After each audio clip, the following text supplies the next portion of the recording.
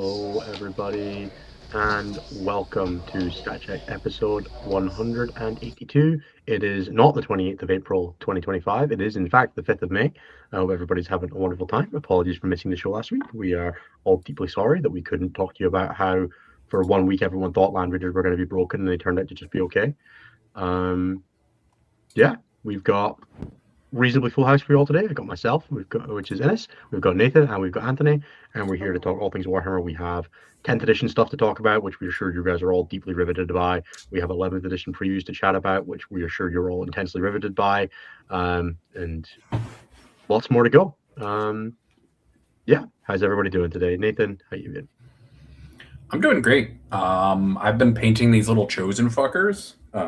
They look nice so far. I figured that out. It was weird. They take like 500 years to paint, though.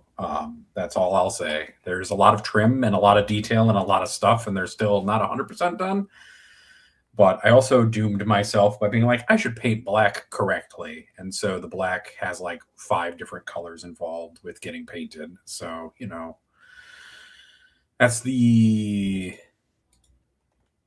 sacrifice that happens sometimes when you try to paint well, I suppose, or set out with grand intentions of painting well. So I've been working on them, and I've been working on a Defiler, and I've been working on an Abaddon who I gave a helmet to because I hate models that wander around without helmets. No helmet. What helmet did you give him? I gave him the Terminator Lord helmet with like the 4 different horns coming off the helmet. Nice. So yeah, it's been a good time painting and not really playing a lot of games, but that's kind of okay. I'm going to an RTT on Saturday where we're all locally trying to swarm an RTT basically outside the city, and we're playing because a friend of ours is leaving, and so we're using his various armies from his collection to see if we can force his way into winning a best painted, basically. And so I'm playing Custodes this weekend, a version of Custodes that he has available, which is like 24 Custodian Guard, 2 Land Raiders, 2 Caladiuses, no Custodian characters, just a Draxus and an Inquisitor and some Sisters of Silence to vibe and do something. That's the appropriate number of Custodian characters. Yep. Yeah. And then they're playing like 1 mission from each of the various chapter approved things as like a send off for 11th. Or send off for 10th rather. So yeah, I will play a game with Custodes at some point this week too. A bit of round 1 Burden of Trust, round 2 Supply Drop, round 3 the Ritual, but the Ritual. Yeah, basically. Are you playing the catch-up mechanism from each different mechanisms? Like you're playing Gambits for round 1, Secret Missions for round 2, and Challenger cards for round 3? I should ask. I'm going to email the TO after this and see if we'll play catch-up mechanisms from each of the 3 versions. If you play the first round, are you still allowed to advance in action if you have Assault? Oh, I'll ask. I'll see. Maybe we can just play 3 versions of rules and all die slowly. Grenade works differently in round 1 to round 2. Yeah. Everything works differently from round 1 to round 2 to round 3. But yeah, so I'm doing that this weekend, which will be a great time. And then I'm trying to get this Chaos Army painted before 11th comes out in June, ostensibly based off of what Games Workshop has said. One could assume. Well, hopefully their trailer's accurate where it said in June. That doesn't mean shit from them. True. June is next month. I'm excited to the idea of it being next month. That is good for everyone involved, right? WC list mission is the 27th of July. The later it is, the happier we are. The earlier it is, the happier we all get to be, right? True. Yes. Also, I think Games Workshop is running an event in June in Canada, and so it'd be very funny if that overlaps somehow with their release time frame for What's the exact date on that weekend? It's like the 2nd or 3rd week of June. I think it's the 3rd I think we can hope for that. Yeah. Look, they have an event the last and second last weekend of May, so fingers crossed they're just like, here is all the rules on one of those weekends, and we can all just go and play the game for that then. That's definitely what I'm hoping for. I'm hoping for sooner rather than later because this drip feed of like data and like rules and like things is kind of starting to. There's only 27. There's only 26 factions, right? And they are 20. there's 26 factions, but or 28 factions including Space Marines, and they dumped all of the Space Marines in one article. They didn't do like here's the Blood Angels one and stuff like that, which is expecting. So if we go by the like, there's about 20 factions there. That gives us about 4 weeks of articles, which would put the like, okay, that's this is week 1, week 2, week 3, week 4. Would have it ending the week of the 25th. That would be cool. Yeah, that would be cool. That'd be a great pattern. I won't lie. Fingers crossed. Fingers crossed. Smart. We can only hope. Sometimes we have to Anthony, hope for the best. How about yourself, man? How you been? I've been pretty good. I got back from Home Nations last week. Oh god, we need to talk about Home Nations this week as well, man. We have so much to catch up on. I know, dude.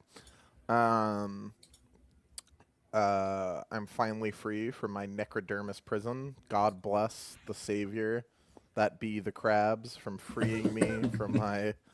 This army is immortal, and so I must play it, as we do not have a pilot. But now you don't need a Necron pilot, and so I am free to go off and gallivant and do something else. And for right now, that something else has been Carnival, baby. We're back in the fucking pink. Yeah, it's a lot more fun. I'd be crabbing. Yeah, it's fun. God, Carnival is the shit. I like it so much more than Coterie. Coterie is doing your taxes, and Carnival is fucking, insert example that would be illegal in Innis's country here. The second time I lost a full 20 man of Termagants, and it wasn't even like on above average to a Carnival Defiler that I couldn't kill, I was like, I don't like this very much. Yeah, boy. I love those things. Those autocannon activations make you see God. It's awesome. So yeah, that's been cool. Playing something the fuck else, where I get to use the fact that I've spent more hours than I want to think about playing this game.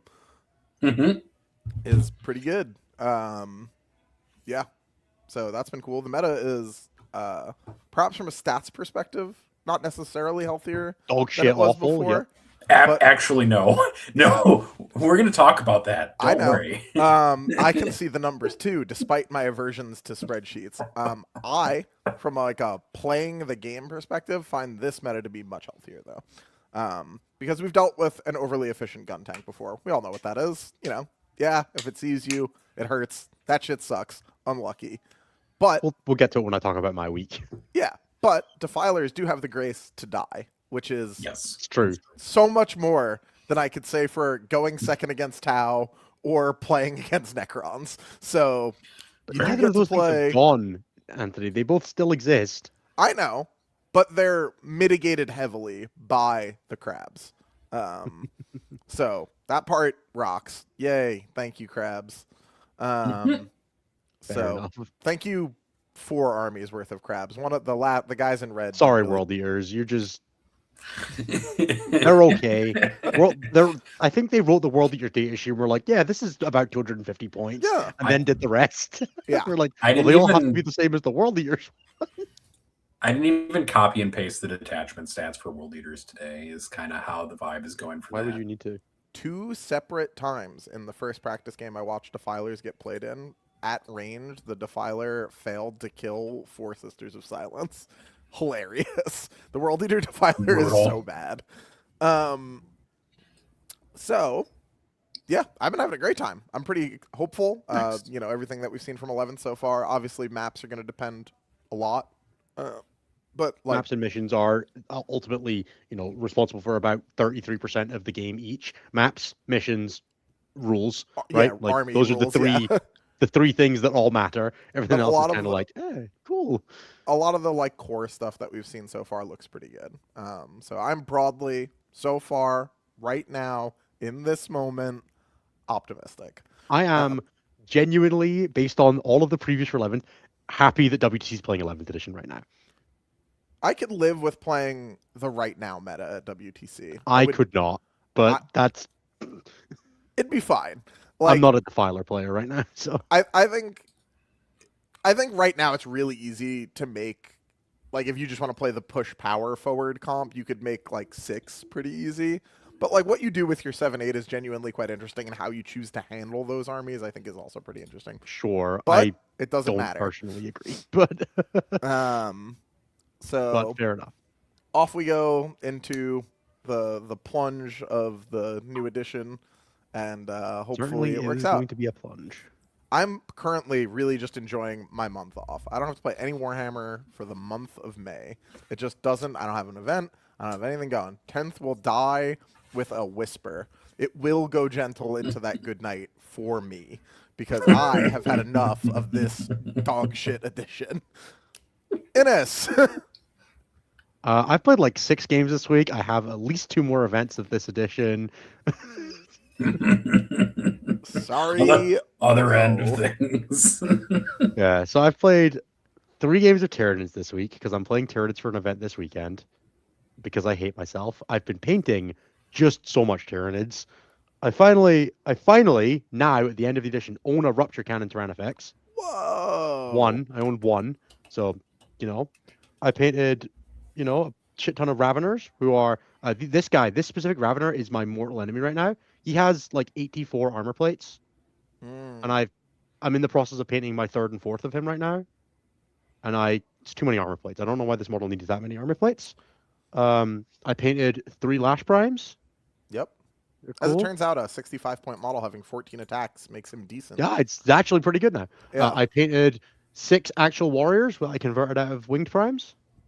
Nice. So they look significantly cooler than the actual tier 2 warriors. Are you actually running warriors, dude? Crazy. No, I just painted them because I had them. Oh. They're not in any of the builds I've been playing. When I was considering playing Warrior Buyer for Mortal, I was like, oh yeah, I'll get those painted. So I started them and I was like, well, I'm going to finish them now. And then the Defiler came out and I was like, well, I'm not going to play Warrior Buyer for Mortal for that event anymore. Yeah.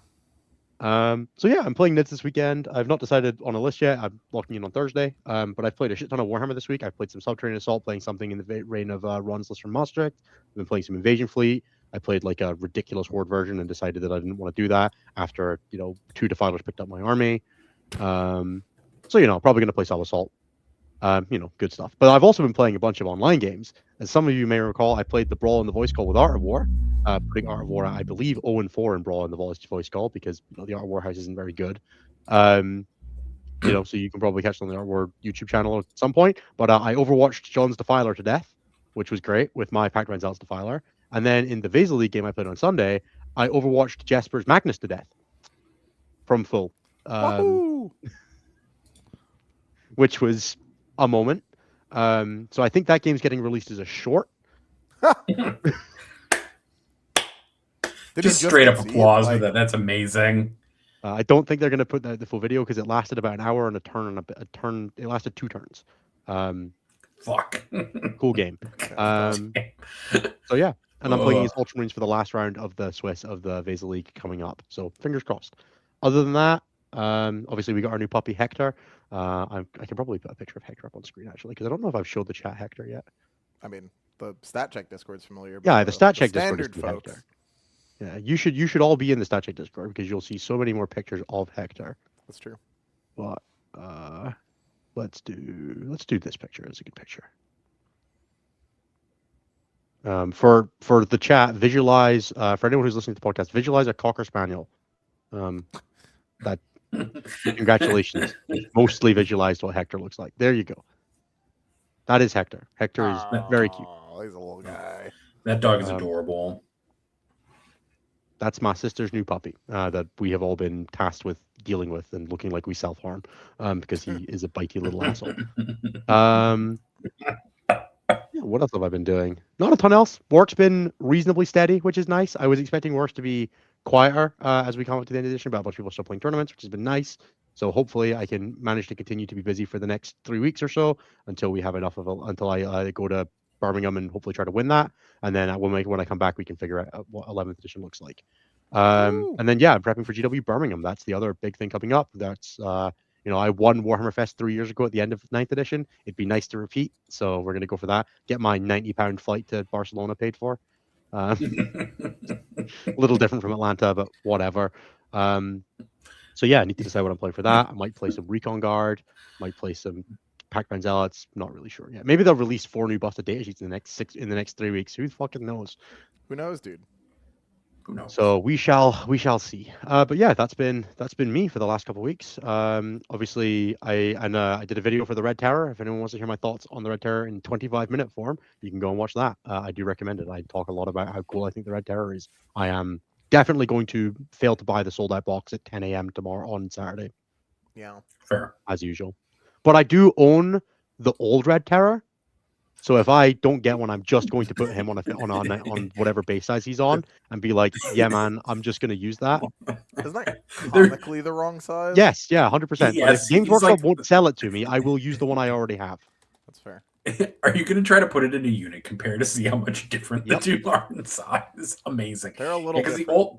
the old Red Terror is like a little metal guy who's like the same size as. Do you know what? It's not actually not that as bad as different. I thought it was going to be. No, that's actually not as bad. It's bad, but it's not as bad. There you go. Yeah, that could be substantially worse. I mean, Yeah. it's pretty bad. Like, Look, if Games Workshop, if I cannot at 10 a.m. on Saturday on the day of pre-order order that box, I'm using that, and they don't get to be upset with me.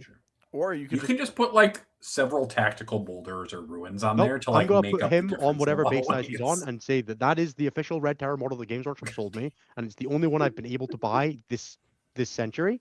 So, Why don't you unfortunately, not just get one from Saltire. I'm gonna try. Okay. But if I can't get one because they're sold out already, I'm gonna use this.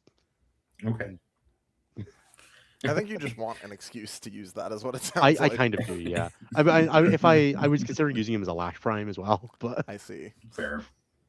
I could use him as a hyper adapted Ravener. It was one of the Like sergeant one one of my guy. squad. Yeah. Yeah, they're on the wrong base size. Like he's on a 50mm base, and he needs to be on a 40 to be a Ravener. And I don't want to rebase him now. It's a pain in the ass. So yeah, that's been my last 2 weeks. Obviously, I was also at Home Nations, Yep. which was cool. We came fifth, which was great. The USA won their pod, we won our pod. That's what we're going with.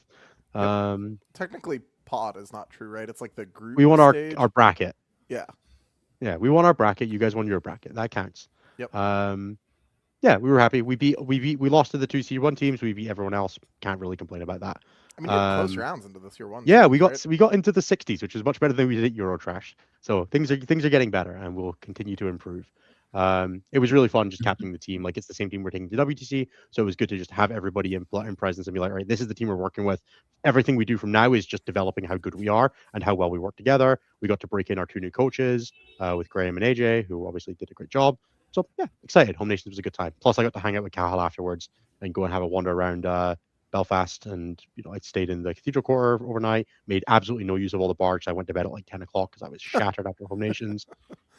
I don't know what it is, but like having been in London for a month and then doing that night before, I'm not a go to a bar by yourself person.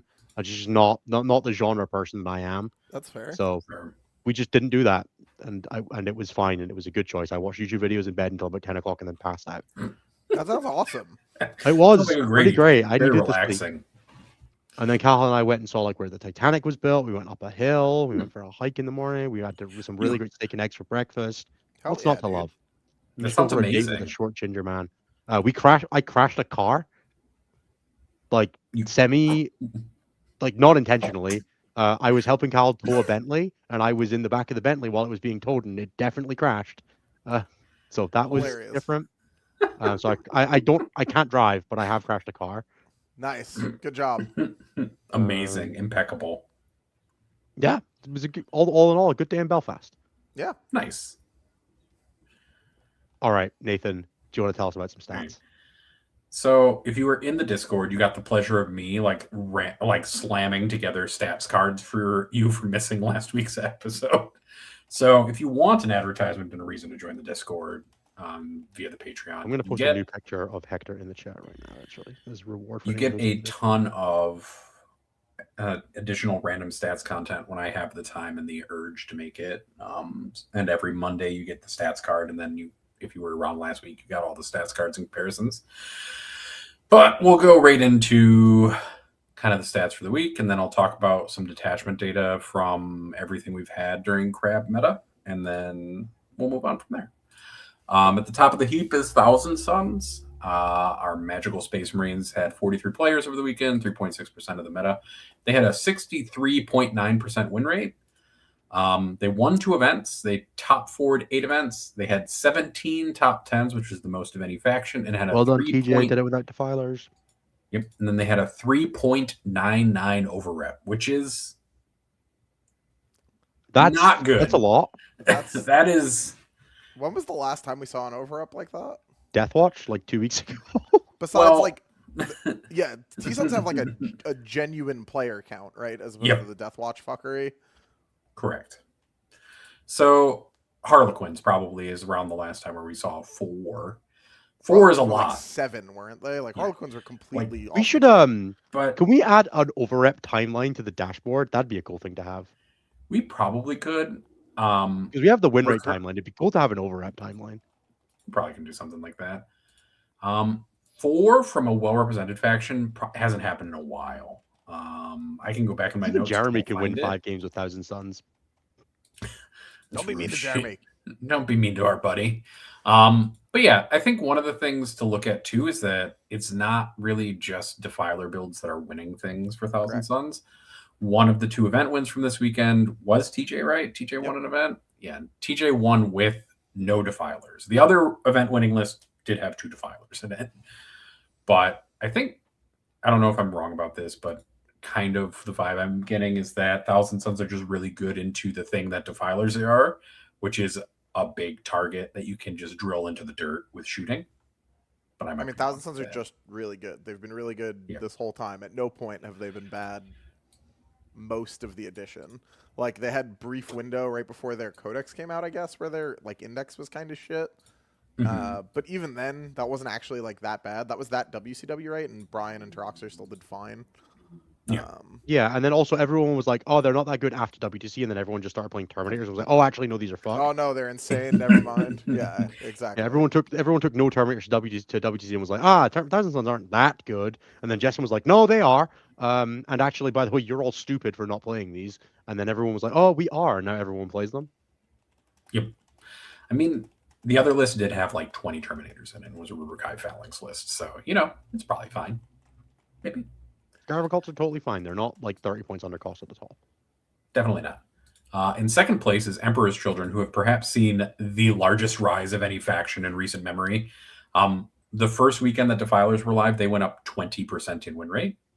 And then this weekend, they are second best faction by win rate with 44 players, 3.7% of the meta, a 59.4% win rate, 3 event wins, 4 top 4s, 11 top 10s, and a 1.95 over rep, which is just a wild change of situation. EC had a giant, obvious roster hole that was No, they plugged don't. with, let me know if you've heard this one before, a best-in-class solution. Yes. And that makes your army really strong.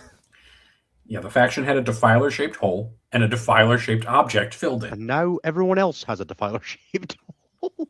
I mean, it was the same thing when Vitrix came out for Ultras, the way Satan changed to Necrons, the way Twin Lance changed to Tau. I could keep fucking going, but I think we get the point.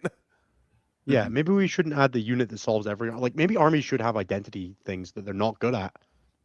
Maybe. It'd be Like okay World for armies to be Eaters. bad at things. Exactly. Look at the World Eaters Defiler. It fucking sucks. It's a shooting unit. It should suck. It doesn't In have to third- be a shooting unit. It doesn't. In third place with 81 players, 6.7% of the meta, and a 55.3% win rate is Chaos Space Marines with 2 event wins, 7 top 4s, 12 top 10s, and a 1.85 over rep. That's the best army in the game, folks. Yep. Almost without a doubt. If I sum this up to be everything for the last couple of weeks, they have the most event wins, they have the highest win rate, they're an amazing faction, they're doing great. Yep. And it is a lot of Defilers. I mean, CSM have no room to complain. They didn't have room, Yep. really have room to complain, like, leading up to the Defiler release, but now they're, like, somewhat firmly the best army in the game. They have an insane range of options. They have an insane range of detachments. Their data sheets are off the charts. All their epic heroes are good. A bunch of their detachments are flavorful on top of being good.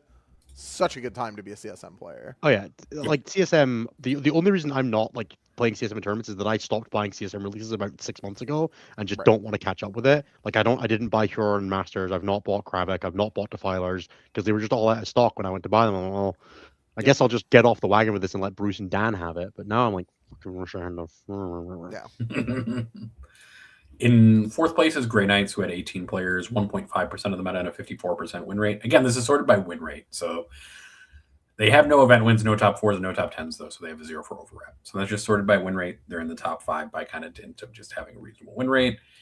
Rounding out the top 5, though, is Death Guard.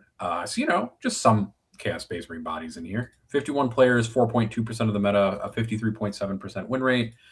1 event win, which is their top 4, 10 top 10s for a 0.42 overrep. So not really quite getting into a winning position, but still winning events and doing really well overall. Yep. And that is like 4 of the 5 Chaos factions basically shoved into the top 5, ostensibly. Yeah, Defilers are crazy. Yeah, they're a data sheet that ranges from being anywhere from like 100 points in CSM to like 30 points, like undercosted in EC. Like they're undercosted. They're fundamentally they're like 100 undercosted. undercosted in Chaos Space Marines, 70 undercosted in Thousand Suns in Death Guard, and 30 undercosted to 40, 50 undercosted in EC, and like 10 to 20 in World Eaters. Yep. They're still undercosted in World Eaters, to be clear. They're just doesn't World Eaters aren't Doesn't matter because yeah. At the like it's other not end of fixing things- any of the problems that World Eaters actually has, right? That's the No, difference between it and the data sheet and other detachments. Well, that's because it can't do what it does in the other books. Yeah. Which, like, Sad. let's be clear, is a good thing. It is a good thing that it's not busted. It's just a little cheap, right? I would much rather units debuted as a little cheap and playable Right. than honk wild, stupid, crazy in every list, right? Yeah, we've lost the thread somewhere along the way here. Yep. On the other end of things, the bottom is Space Wolves. Imperial Agents is at the bottom, but they only had like a hand worth of players, basically, like a handful of them. Space Wolves had 31 players, Sorry. 2.6% of the meta, a 39.2% win rate, and no placements of any kind for an overrep of 0. I mean, Dark Space Wolves haven't Angels. been good since they nerfed their specific Tech Marine interaction, right? Like literally the last time they were good. Yeah, and then they increase the points on like their better data sheets in a data sheet, that, a right? middling data sheet book. You can't be a mono strength 5 melee army. That just doesn't work. True. Oh, we're Grey Knights. Their strength is also bad. Dark Angels are second from the bottom with 36 players and a 40.8% win rate and a single top 10. Yep. Space Marines had 100 players and are third from the bottom. 8.3% of the meta, 43% win rate. They did win an event, though, and they got 3 top 4s and 6 top 10s for a 0.64 overrep. So just outside of kind of like the range what we'd consider balance, but on the low end. Fourth from the bottom is Orcs, 47 players, 3.9% of the meta, and a 43.1% win rate. They had 4 top 4s, 5 top 10s, and a 1.83 overrep because they managed to get into pole position kind of quite so often, which is pretty good. And then fifth from the bottom is Adeptus Mechanicus, 25 players, 2.1% of the meta, a 45.8% win rate, 1 top 4, 4 top 10s, and a 0.86 overrep. And that's mostly because they don't get played as much. 2% isn't that much underplay, but it's still not a lot. Other event winners from the weekend are Blood Angels won an event. Drukari won an event. Custodes won another event. Astra Militarum won 2 events and kind of scooted out of the top 5 just because they didn't have a good enough win rate. But they had 49 players for 4.1% of the meta, 2 event wins, 4 top 4s, 7 top 10s, and a 1.75 overrep. So they're doing real good and keeping their win rate down. Yeah, I mean, basic ass Grizzled Guard is just fucking dynamite, right? Really solid data sheets, really solid units, good rules. Hard to go wrong. One of the top armies in the game, and it's not surprising. Hasn't changed. The way it's good is going to be good. Like, they could leave Grizzled Guard like this for forever, basically. This will always be good. And Yarrick is just the ice. Yarrick and Graves are so crazy good in this army as well. Yep. Oh yeah, we've not spoken about the new Guard or Marine data sheets either, so that's another thing on the list of things to do today. I was going to say they love a cheap infiltrator. Like, there's some... They love a cheap infiltrator. They love fucking Graves at 65, Yarrick at 150. Yep. And then I promised some detachment win rates real quick, so I'll just go through those real fast. If you have requests for detachments, now is your time to put them in chat. We're going to start with Chaos Space Marines just because they're the first one that's listed. They have an overall win rate in this meta of 57.4%, which is very good. They're not number one by win rate, but they are number one by a bunch of other categories. The most played detachments are Renegade Raiders, Packbound Zealots, and Huron's Marauders, which have a 55.1, a 62.5, and a 56.8% win rate, basically. Huron's being that high is surprising, but I guess it depends a little. But Hurons is still crazy good, right? It just suffers from the metagame around it being wildly stupid for it. Everything outside of that is just wildly underplayed, folks. Like 10% of the participation is basically every other faction. The rest of it is just in those three. Emperor's Children is up next. They overall have a 58.3% win rate across this meta. Most of that is contained in Coterie, which is their vast majority of their play, which is a 62.3% win rate. Carnival is at a 53.3, and then Peerless Bladesman is the other higher one at a 56.5. Yeah, I mean, look, Carnival's really cool. Better than Coterie is tough. Like, Carnival is doing a line, and Coterie is clocking in for a shift, and yeah, we all know which one Anthony would prefer to do, but yeah. All right. And that doesn't mean that most people don't clock in for a shift, right? Clocking in for a shift is probably more broad stroke consistent, but you know. When has Anthony ever been about broad stroke consistency and not the most fun, the most engaging and thing that makes you feel better about doing it? Yeah, true. I would like to see the 6s go pow. And the 5s. Fucking, it's not just the 6s, it's the 5s, not the 5s. Next up is Thousand Suns, who overall have a 61.6% win rate. Most of that is carried by most of the play is in Grand Coven and Rubrikai Phalanx. Rubrikai Phalanx has a 67.6% win rate and is the second most played detachment in that by about 3 times more played than the next detachment after it. Grand Coven, though, is the most played at a 57.4, but I think, folks, that maybe, just maybe, Rubrikai Phalanx is maybe the way to go moving forwards. What was the Warpforged win rate? Warpforged is not as played as much, but it is a 68.3% win rate. Look, it's a third of Rubrikai and even less than that of the Grand Coven play rate. I'm not saying that it's not good, Anthony. That's the crab detachment, sir. That is the crab detachment, but people are also shoving them into Rubrikai and also into Grand Coven. And then Death Guard are up next. They have a 51.9% win rate. Almost the entirety, like 95% of it, is Virulent Victorum, which has a 52.3% win rate. Yeah, just play that. The next highest after that is Mortarian's Hammer at a 57.6% win rate. There are some requests in chat. One of them was for Ceramite Sentinels, which has a 52.9% win rate in generic Space Marines. And Blade of Ultramar is a 53.4% win rate. I'm going to grab one more of these as soon as I can find one. Aux Cadre. Marine detachment over 50% should be alarm bells. Auxiliary always alarm bells. Yeah. No, blades. Oh. And then Auxiliary Cadre, which is the other one that somebody asked about, has like, I'm back, I promise. Okay. I swear. Are we sure? Yeah. Can you promise? Can you Auxiliary Cadre has like a very small play rate relative to everything else. Molka is like most of the Town Empire play rate, but it has a 63.5% win rate. Nice. And then I think somebody asked for Talons, which is Talons of the Emperor, which is at the top.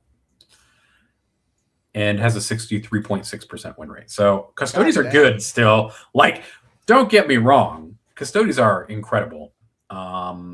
That's all I'm going to say. Just because the rest of the meta is incredibly hostile doesn't mean that they don't dump on everything that's not the top of the meta. Right. Yep. Playing against Triple Landers is miserable if you aren't specifically expected to murder them. Yep.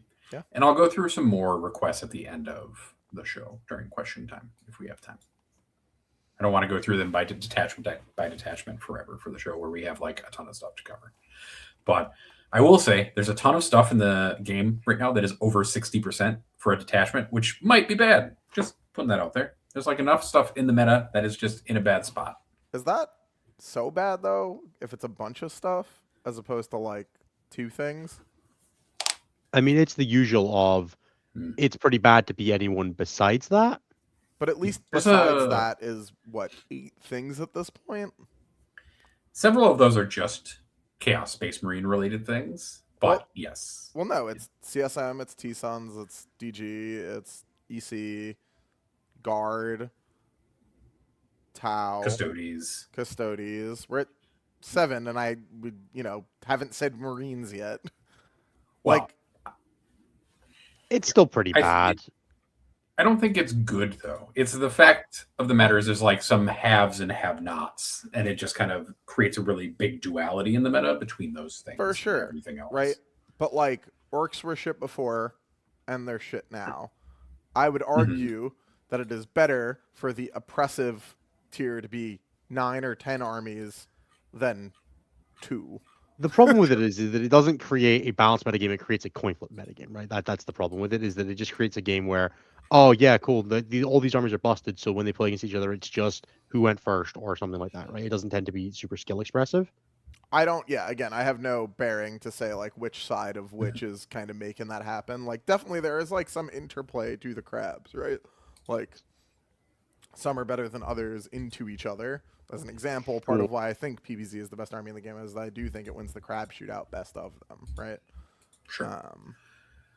But like, I will say that Necrons aren't in front anymore. Yeah, but good. Fuck them. There's that. Necrons are right in the middle now, which is the first time they've fallen out of the top 10 basically ever in the stats. Yeah. Which don't feel bad for Necrons, folks. They were about to attrition their way ahead of Eldar's giant beginning of 10th edition lead in event wins. They still might, man. And they still might. They need 2 event wins a week to do it. And they mostly do that. Yeah. Depending on how long it takes to get to 11th edition release, obviously. It's 2 if it's like the end of June. I would be shocked if they didn't. I would be shocked if they didn't. I don't think they will. Yeah. They have, up until this point, averaged at least 2 a week. So they might. But that's it. I don't know. I think it kind of depends. But we'll see how things go moving forward. There's a lot of concentration when you put this all for the entirety of this kind of period. That's fair. Like, Chaos Space Marines have won have won 7 of the 44 events that have happened so far. Rather, I almost said their top 4 quantity, which was not right. But there's a lot of 0s and 1s in this list of people who've won events, and a lot of small numbers for top 4s for factions. But maybe that's okay. Yeah. I think, like I said, better this than what we had before, I think. Sure. I do think that this meta at least has a situation where if you kill Defilers, the field gets leveled a lot better.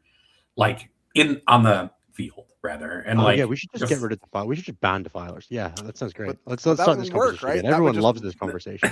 The Tau just come back out. That's not what... And also what I'm saying is not to ban them. Just ban everything above a 50% win rate for the last month. Everyone can play shit. We all have to play the garbage version of 40K. Dog shit. Yep. There you go. Fair enough. That's how it should be. We all play shit. Like I said, I think broadly, right now, I'd rather be playing this than what was going on before. I think that's fair. I think there's a difference between never picking up an opponent's model when you're playing against old, like, Necrons versus, my opponent has nothing left because I've managed to kill their Defilers, but I'm dead and have lost. Yeah. Those are different play experiences, which involve some agency in them. Yeah. Man, I don't know. We have so much stuff to catch up on. It's crazy. Yeah, dude. I keep looking at our list. Do we want to start at the top? Shall we talk about the new releases for this edition? So we've got, in order from back to front, Red Terror. What do we think? Let's do it. Or let's do the new guard guys. They're a slight upgrade on Rattlings and a slight downgrade on God's Ghosts. And if you need the points for them, they're kind of cool. It's cool that they carry orders consistently, and it's very funny as the tabletop battles update pointed out, that they say that their order disappears at the end of the game so that no one tries to claim that they have an order from last game. because their mean, order persists. That's probably for the best, given the way our What community does Players are things. like, But yeah, I agree, but it is funny that it has to be said. Mhm. it incredibly made me laugh. It's like, Yeah. oh yeah, that is something that someone would probably say because 40k players are tossers. They're just, Yep. they be like that, dude. Sometimes They do people just- really do love trying to nitpick their way to victory through rules lawyerdom when they can, Yeah, Yep. when it's possible, right? when it's possible. In every instance that they are able to, they will. That's true. Red Terror. What do we think? I've done Cool my model. thoughts on this, so you guys talk. Cool model, fine rules. You better hope he doesn't see a multi-belta. Yeah. Or a multi-belta doesn't see him, I guess. I think I was really excited when I saw the model, and then I was a little less excited when I saw his datasheet characteristics, where he just doesn't have an invulnerable save, and just dies immediately to Overwatch from anything meaningful whatsoever. Invulnerable Yeah. saves are overrated, apparently. It is cool that he can just eat somebody and automatically critically wounds like infantry size stuff when he tries Oh to eat man, them. someone pointed out to me in the comments, and like someone tagged me about it, that if you kill something with the regular attacks, the dev wound doesn't happen. So you're just like, no, I don't get the kill. I fucking hate that. Yeah, I hate bad. being punished for your cool rule happening. But my hope is that maybe that's changing the way dev wounds works next edition, and it happens at the end of the attacks activation or on the end of your attack sequence, maybe, or something like that. I could see that being a reasonable and good change. Maybe. Right, like at the end of this weapon, when this weapon is done, dev wounds happen, rather than at the end of this activation, because that's always a weird, unintuitive interaction that you're like, oh, I have to save up all my dev wounds off at the side. I hate doing that because people just think you're lying to them. But yeah, cool model, middling to good rules. I don't know. They're knocking it out of the park on these models. It's part of the He problem. is. With the He rules looks like a being so Sigmar model, fucked. and it's the nicest thing we can say about him, right? I mean, Yeah. like even like the orc bike man looks fucking sick, I didn't realize that guy was bigger than Gaz. dude. He's It's humongous. large. That guy is big. He is such a cool model, and he's like anchored to like such a tiny thing that I just know if I tried to play him at all on a tabletop, I'd break him like 5 times. I know Brian's painter saw that guy and was like, "Oh, I'm getting paid." I mean, that was the whole Armageddon unboxing for that guy, right? Just rubbing his hands together Yeah, looking like for these Birdman. amazing new models. Yeah. Because that's really all to say about new models that come out recently. I mean, there hasn't They been look like nice. too much. I mean, I think the fact that the Red Terror can miss a charge and then peace out is neat, says Jushi. That is a problem for lesser men. I will simply hit the charge. Yep. You just, if you're going to play that model, you need to believe in yourself. So believe in yourself. One thing that people have said a few times, can he leave after scoring secondaries? I don't understand this anymore, and I refuse to I understand. don't think that now. timing works for that. Right? I don't think it does either. It's end of fight phase. He leaves, so I'm pretty sure that you can just be like, he can't just be like, I scored area denial and I'm gone. I don't think that's how that works. I don't think that's how that But I just don't know anymore, and Jeremy's not here to tell me, and he's in 100% of my interaction with the rules anymore. I used to be the guy in my group asked me for rules questions, and then I got a guy that I could ask for rules questions, and I stopped understanding the rules of 40k. Oh yeah. Why would I know anything? Jeremy knows everything. Exactly. Why would I study when I have access to the rules thesaurus? The guy. I got the guy over there. Exactly. I got Google to the left. I can DM the Google. I think he can do like locus and stuff because they complete instantly, and then you can't do anything to the end of the turn, but because they complete straight away, he can do it, and he can do locus and leave. I think, but I don't really know how. I don't really know how that one works either. I'd have to see the rules timing in order to. I think it's basically anything that says it completes in the shooting phase. I think he can do because then all they do is prevent you from charging. Yeah. But yeah, that would make sense. Yeah, I simply just choose not to know these things, and if anyone ever calls me on it, I'll just like hit the charge and not worry about it. Yep. And then I guess we got points for Yarrick. We got points for Graves, Yarrick, the Hippogriff, the whatever the shooting one is called. RSV, is that transport? I don't know. They're called guard. The transport. The Hippogriff is the shooting one. Hippogriff is the shooting scoot, the bad land speeder. Yeah, look, I'm gonna reiterate the same thing that I've been saying every time we get a guard release. That's good, which is that Nemo can't score a 21, and then I stop thinking about guard releases. Fair. I think Yarrick is like pointed high enough that it maybe is okay. Not even Not even close. close. Not even I close. don't know. Garrett's like Based 100 off- more to cost than the Defiler. Yeah. What I want to say about it is that based off of the Astra Militarum community's reaction on like a bunch of different social media platforms, 150 might be too much for him because they're not going to take it. Yarick could cost 400 points and still be like close to being undercosted. Fair. That stratagem, that ability as it is written is so broken. Yes. Like people just I don't agree. realize what they're looking at when they're reading that ability. That rule really reads, this rule triggers, your opponent concedes. Like, it's not a thing. I tried playing like just one game with I played the Huron brick into a guard and I was like, oh, I just can't walk near. I can't ever charge with this unit. It just doesn't work. Yep. It was great. I like ran near a horse squad. The horse squad followed. The horse squad reactive moved at me and was like, I'm charging you. And I was like, ah, fuck. Yeah. Shit. Oh, I guess that you're correct. You are charging me. Yeah. Shit. Yeah, I'm telling you. I hope I it's can broken. consolidate onto the objective. That I hope I rolled a high enough charge that I can between that and the reactive, I can consolidate 3 guys on the objective to put OC6 on it to take it off your engineer, so you can snap 2 in order to them.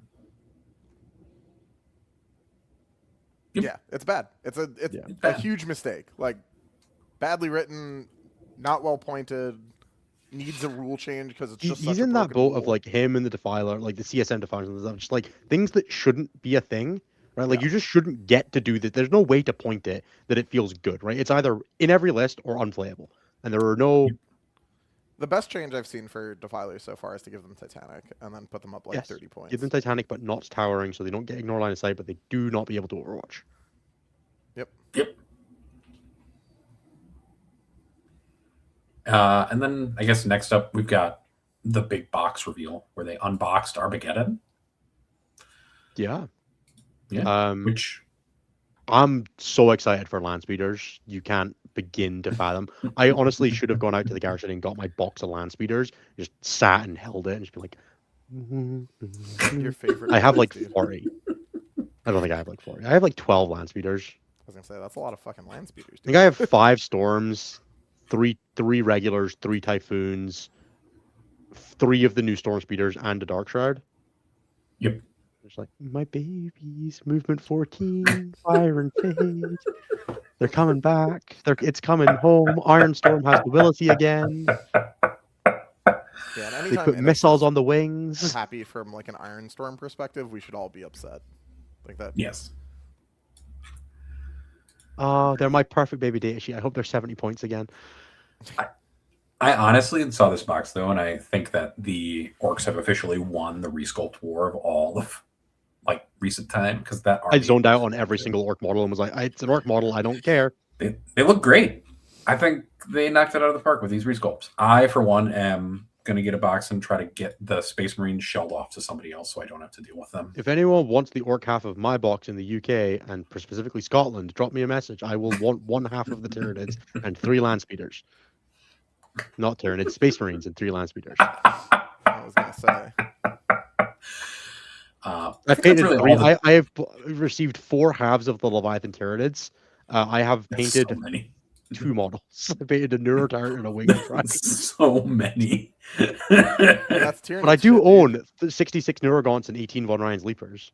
I think I actually have 24 Von Ryan's Leapers, but details. Just in case, dude. Just Otherwise, in case they get Battle Line in the new Vanguard. The only What other if thing they they talked do? about was How like, dumb would you feel? You know? They would be the Von Innis's Leapers all over again. It'd be great. Yeah. I guess the only other thing they talked about is that the box includes like a narrative rules deck that you can play. And with the chapter approved alongside- cards, which is way cooler. Alongside the chapter approved cards. It's really annoying that I'm going to have to buy it to get the chapter approved cards, but I was going to buy it anyway, so it's not that big a deal. I was gonna say It's going to make me more upset if I can't get a copy of it on release weekend. for the cards. Yeah. For the cards. They might sell the cards separately initially. You never know. I mean, it They just might, could be a but- thing that they do. That seems Probably like a lot of won't, work. but I choose hope here. Yeah, I've been I seeing always- a lot of people complaining that the box contains starter models in the starter box. So That's a confused How complaint. dare they put models in that normal people would want to use? I think it's a good thing that there's not new Space Marine Battle Line. I didn't need more.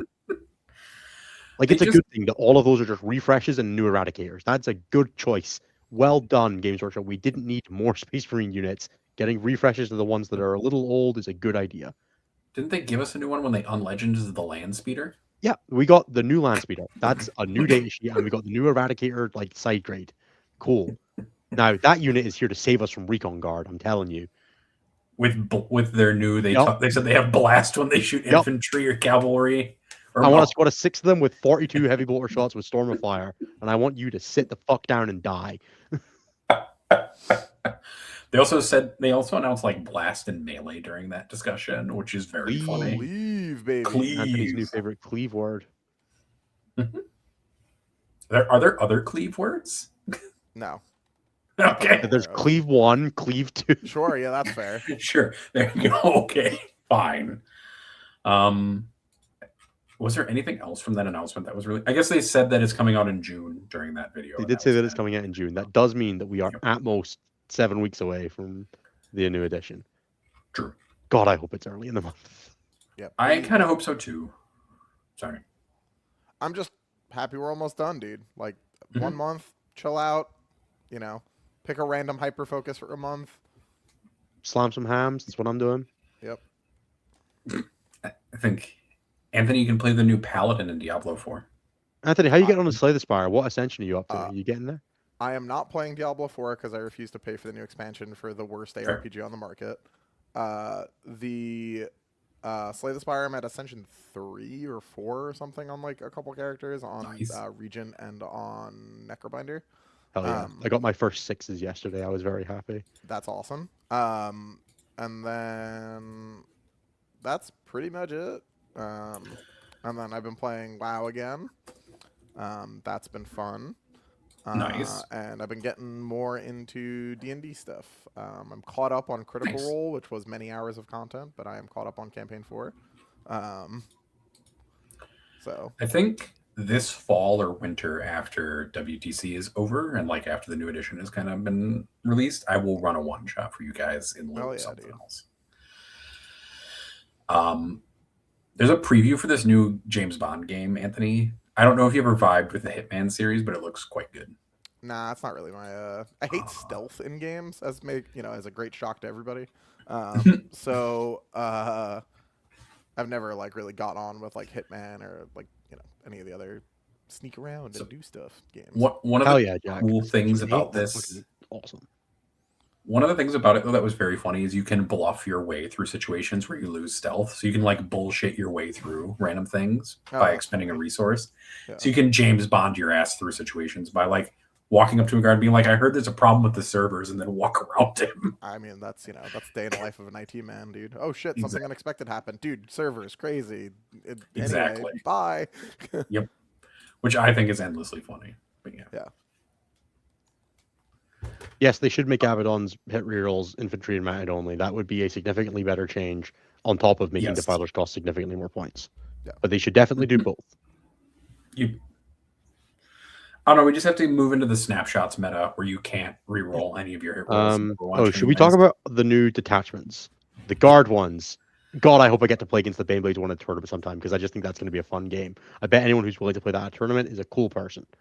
Won't be me. Isn't that the one with the enhancement where you can, or the stratagem where you can? Yeah, give you can have the Baneblade full of Bulwer and Baneblade. give Anthony like his worst fucking nightmare. But God no. whatever Anthony plays, it loses to that. I don't know how, but You can give the one where you can get a Baneblade to like 12 attacks at like 8-2-1 or something like 8-1. that too. Love that, baby. Or Yeah, 8-1. exactly. Utterly dog shit. Yep. Just nonsense attack numbers.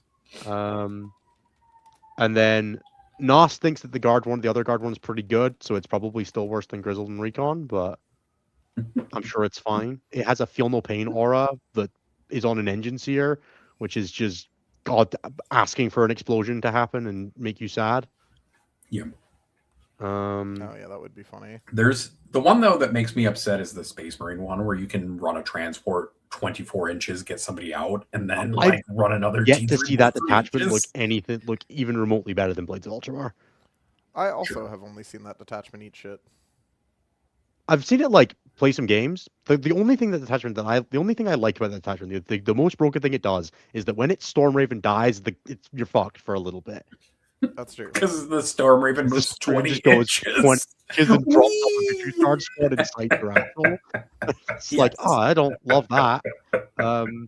You know, there were, you know, I'm just Anthony's doing it like he kills the Storm Raven in his charge phase. It's -1 damage. He's fucking I did it. We did it, boys. And the Storm Raven's like, anyway, goes 20 to his home objective and kills his jackals with like a squad of JPIs or some shit. And I think he's just like, oh, Or just like Vitrix Guard, right? Like I doesn't. yeah, that too. Like it could be so much worse, but I'm just going with the baseline easy case, right? He drops a Dreadnought back there for funsies. I don't know. If you lose to the Land Raider going 21 and then because you don't own a tape measure, that's your fault. I'm not on board with that one, but you know, sometimes something can be fucked up in a way that doesn't matter. That's fair. Yeah, that's true. It is definitely just like every single game I've seen of this army is that I got this really fucking cool combo, didn't get first drop. Fuck. I got this really cool combo, went second, scouting my Land Raider backwards, still in line of sight, dies. Now I'm Space Marines without rules. That's been my some experience of watching this army play. Yeah, look, and opting into being Space Marines without rules is trolling, but it is a genuinely negative gameplay experience that shouldn't exist. Yeah. Yes. I think that's more of what it is. It's very similar to a Valor Strike situation, but without other stuff. It's really stupid. They probably shouldn't have let you move D3+3 and then charge out of a Land Raider that moved 21 inches advancing. They probably shouldn't have let you move 20 inches with the Storm Raven after it dies. But you could also just play Blades of Ultramar and not lose your Storm Raven and kill your opponent straight fucking dead. And I personally choose to live in that world. there's just too many steps, right? Like we see this problem come up a lot, and like it just you're jumping through a lot of fucking hoops. Yeah. You're Now, trying to create a 5-step plan with 4 steps that require your opponent to do things for you. And the first step could have been, I submit Blades of Ultramar, I table my opponent, I submit the score, I go home, I see my family. And instead, your step 5 is, and then I scout 9 with my Land Raider. Yeah. Yeah, the fact that they reprinted Skyborn Sanctuary was a choice, and I don't think that was a good decision. The original better version of Skyborn Sanctuary is just back. It's very funny. With They very gave it to orcs as well. Very It's very small. funny. Oh yeah, do you They have remember the they did smallest orc fire attachments dragons this in release that as well? Have you guys read those? The what? The The orc orc attachments they did attachments. this release? Oh no, I don't read. Yeah. I got back from Home Nations and was like, freedom, and have not looked at a 10th edition rule since. Fair, reasonable, and understandable. These are Really, technically 11th edition rules because they'll continue to exist, right? So As long as they don't change. that's true. There's a lot of things Yeah. that don't seem like they'll work properly with things that have been previewed for 11th I- edition already. I like Headhunter better than Armored Spear Tip, and I think it's a stronger detachment in a way that's not good for the game either. And it's probably not okay that Vindicators can have reroll damage always on and also advance 6 with Assault, but it doesn't matter because What does that? there's a detachment called the Headhunter that gives your characters tank aces. Its detachment rule is your vehicles all advance 6 or reroll damage if they didn't advance. Okay. That's pretty good. Yeah. And then one of the Seems upgrades is a alright. 40-point upgrade that goes on a tank that's a 6-inch aura of Assault. All And then it right. has some other ones. One of them is a hit, wound, and damage reroll. The other one's sustained hits. And then it has pretty good strats, plus 20 against monsters and vehicles. Reroll ones to wound, reroll all wounds if targets below half strength. Shoot back if you have less than 16 wounds. Armoric attempt. React to move a vehicle, which is kind of fun. And fall back and shoot. I think fall back and shoot and charge maybe, but just fall back and shoot. And that goes on anything that's not a flyer, dreadnought, basically. So you can put it on Repexes, Vindicators, that kind of shit. It's the tanks detachment. And I think it's pretty cool. And I think it's pretty good. And I'm not willing to commit to that for a tournament yet, but I think it might be better than it's definitely better than Armored Spear Tip in my head, and it might be as good as Blades if you are in just like a truly unholy metagame where you just want to play, just like rip the shit out of your opponent with guns, and you can play a list that has like 3 Vindicators and 3 Repexes that all have damage rerolls or advance and shoot. That's scary. And flat 6 advance. And I think if you're That's on GW terrain, you can make somebody's life really fucking miserable with that. I mean, just Definitely. objectively, that's true, right? Yeah. Yeah. And I'm considering doing that for GW Birmingham because I hate my opponents. I also considered doing it with the Lion, but then I was like, but I always +1 to wound, and I like +1 to wound. Yeah, no. But the Mhm. lion would be Look. really obnoxious against that kind of army. So Look, I don't does know this yet. sound funny? Yes. Is it even close to as good as one of the better armies in the game? Fucking no, no. probably not. But I'm willing to bet that it can coin flip against fucking anything if you want that. Sure. I do think that Cocoa Butts, by the way, put in chat, put it the best. And then I did the 6th backflip in a row, and my opponent said, "Wow, that was really cool." Yeah, look, there's a lot of ways to play a lot of Warhammer per Warhammer, dude. Oh, You can- Anthony, if you True. want to stress out as well, you can play this detachment with Black Templars Gladiator Valiants. Oh, because it has 500 variable damage weapons? Sure. Sure. You can play Okay. triple Black Templars Gladiator Valiants, which have 8 d6 or d6 plus 1 or d6 plus 2 damage shots, Yeah. God damn it. and Roll just a give lot of them ones just into- flat reroll damage. Roll a lot of ones into ones. That's what I say. You ain't gonna. Like now, what is the army's game plan? The Defiler can't overwatch us all to death, comrade. Yeah. I mean, they'll be looking That's for a lot one of like us in the crash, brother. I'm going to advance all 10 of us directly forward, and we're gonna go and find the Defilers, boys. I mean, you only you can joke, but, overwatch like, one. that's like the Warp Forge Cabal game plan, dude. Those lists play like 11 holes for a reason. I think you could build Warforged Cabal in Space Marines now, and I'm considering trying it. It's the kind of thing that I would do for this RTT if I hadn't committed to playing Triple Warrior Prime already. Fair. But unfortunately, I did commit to playing Triple Warrior Prime, so we're fucking stuck. We're stuck with this shit, guys. Yeah. That's kind of just how that sentence works. Like, I committed to playing Triple Warrior Prime, blah. Right, then we have 2 faction focuses from this new edition that we can talk about. They are cool looking in this, I won't lie. They are very cool. They are. There's 3. We have GW has decided to announce the fact that they're doing these faction focuses like they did last edition, I suppose, when it came out. Yeah, but all they're doing is they're just like, here is some shit detachments that don't matter, and then also here's a new core rule every day. Do you want to start with the Space Marines one or the Orcs one? Okay, so in the Space Marines one, they told us they told us that stealth now just gives you cover, so we won't be -2 to hit, which is good. That was a good change. Yeah. And then they told us that heroic intervention is 12 inches now, and also the Wrath of the Rock stratagem for 2 CP. Everybody Both of gets which are- the Probably good changes. everybody getting the best version of heroic intervention, where you can heroic anything in 6 inches, is quite good. That change is fucking awesome. Move blocking is so much more potentially powerful in the new edition that having any amount of counterplay around it is very good. Yep. I think it's going to make Vect much stronger as well, which is probably not a great thing. Vect is already really powerful, but And then We I shall guess see. they told. I really am intrigued by the way that these rules are structured and how they're written, because they're written in more of a contract way, which I think is actually yeah, the they also best. told us the battle shock doesn't automatically go away at the start of the turn anymore, which is a great change that I really like. Fuck you, battle shock. I mean, it does make Graves significantly stronger, unfortunately. You know what Graves' rule is, Anthony? We Once speak about per this one on the show. phase, She undoes a battle. Yeah, once per phase at the start of any phase on battle shock. You know what a stupid fucking data sheet. Isn't that the same as the normal Commissar rule? Nope. No, the Commissar is once per game. No, Oh, that's once okay. per turn. But yeah. Is it once per turn? I thought it was once per game. It It is once per turn. You're right. I know they unbattle shock things. I just didn't know how often. That's I how The may I- not- Royal Warden is once per game. I may not play guard, but I'm in a Discord with Nemo in it, so I know a lot about guard. That's fair. I guess the only other thing they said like during one of those videos is that they're previewing like 1 and 2 point detachments or something like that. I think it was they said Greens. just 1 point detachments, but Yep. yeah. The guard Which- the video went into way more into detail. Yes, do watch the video. I think there's like some collated documents floating around that Josie Cartwright made. So I do recommend checking, seeing if you can find that.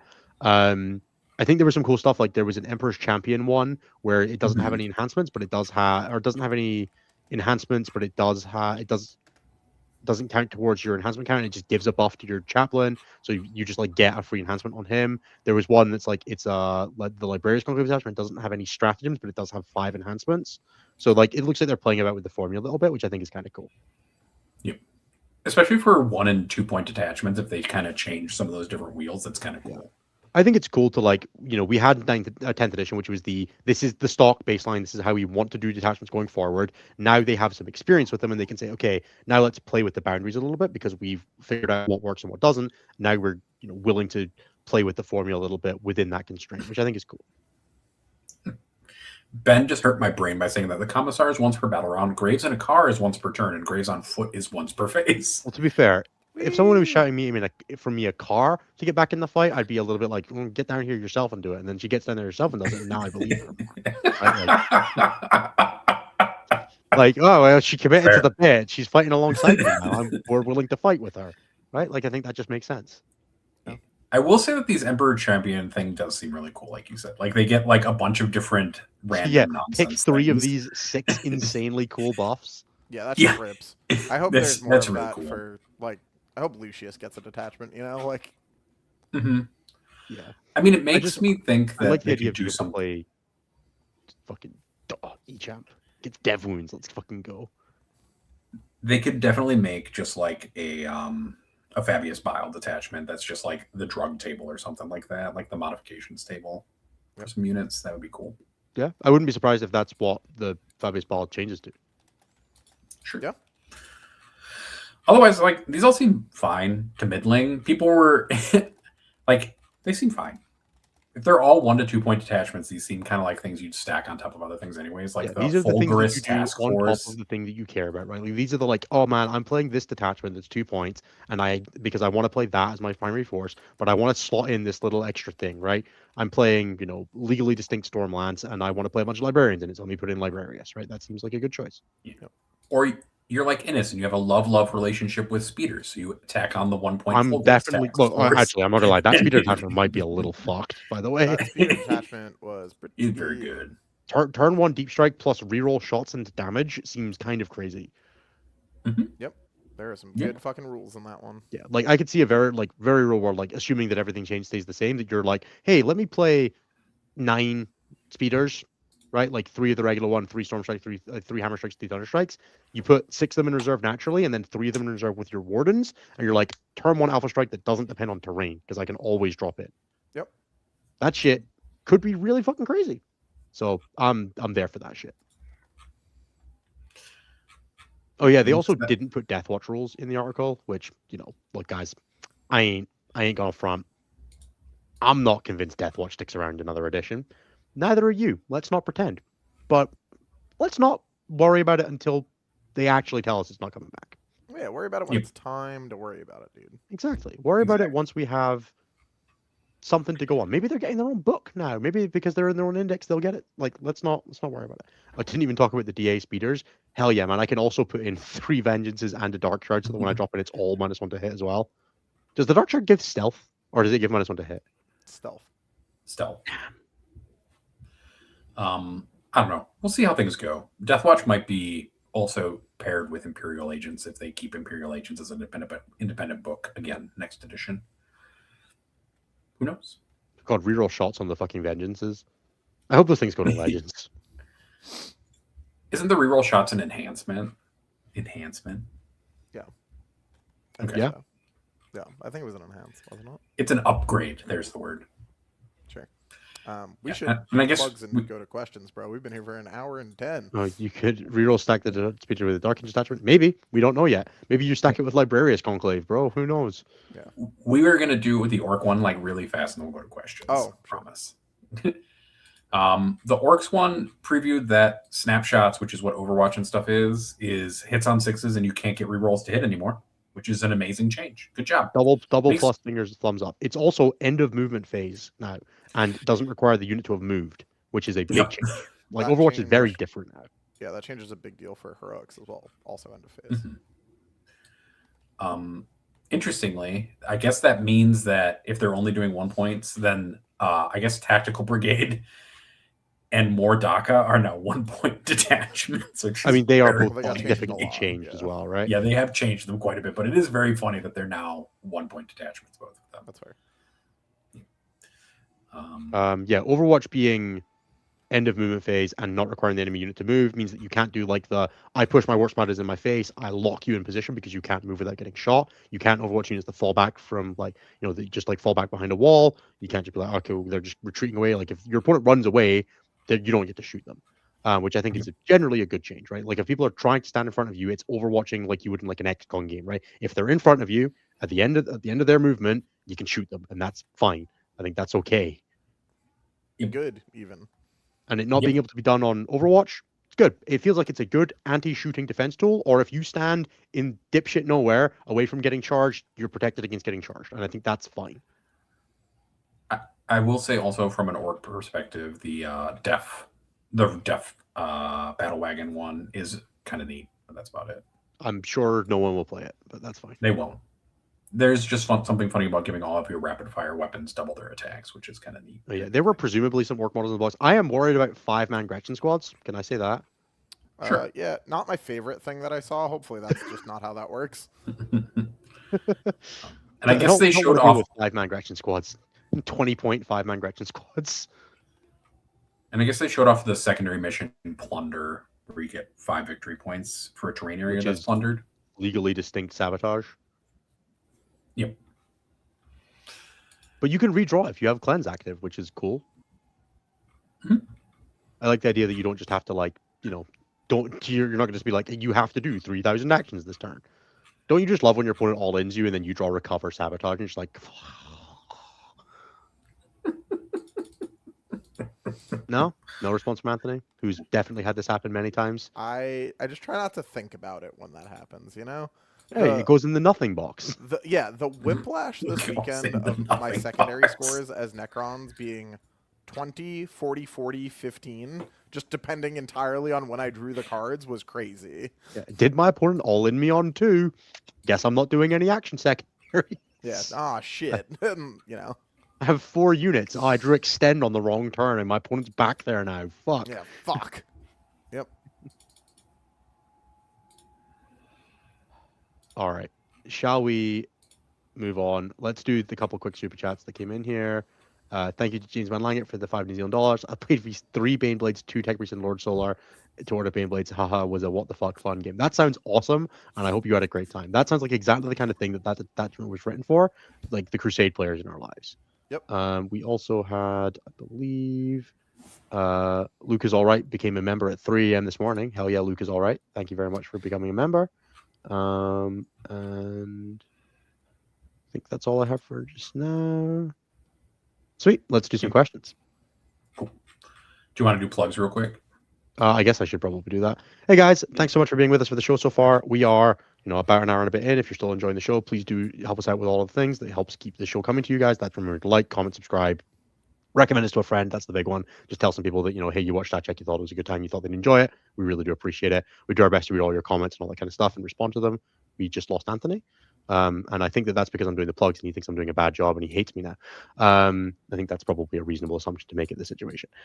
If you want to hear more from us, you can check us out every Tuesday at 6 p.m. Eastern, 11 p.m. UK time at youtube.com/statcheck. We're here live every week. Oh, he's back. He doesn't hate me. It's okay. That wasn't on purpose. When I went to reconnect to StreamYard, it was like, pro tip, plugging in the internet works better. And I was like, thanks, StreamYard.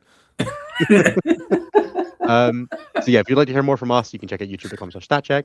If you'd like to hear from the other shows on our network, like Take All Comers, Champions of 40k, XM1, Medicaid's Orders, and End of the Matrix, you can find them also on that site, as well as on the podcast feed and all that kind of stuff. I believe there should be, was there an episode of End of the Matrix last week? I think there was. I think I made a thumbnail. Who fucking knows at this point? You did. Sick. Did a great job.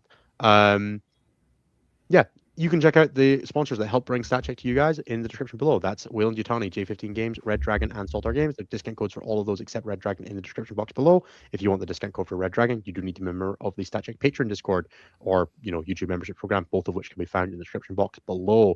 $5 a month gets you access to that discount code, as well as us. You can see pictures of Hector. You can chat with us about 11th edition.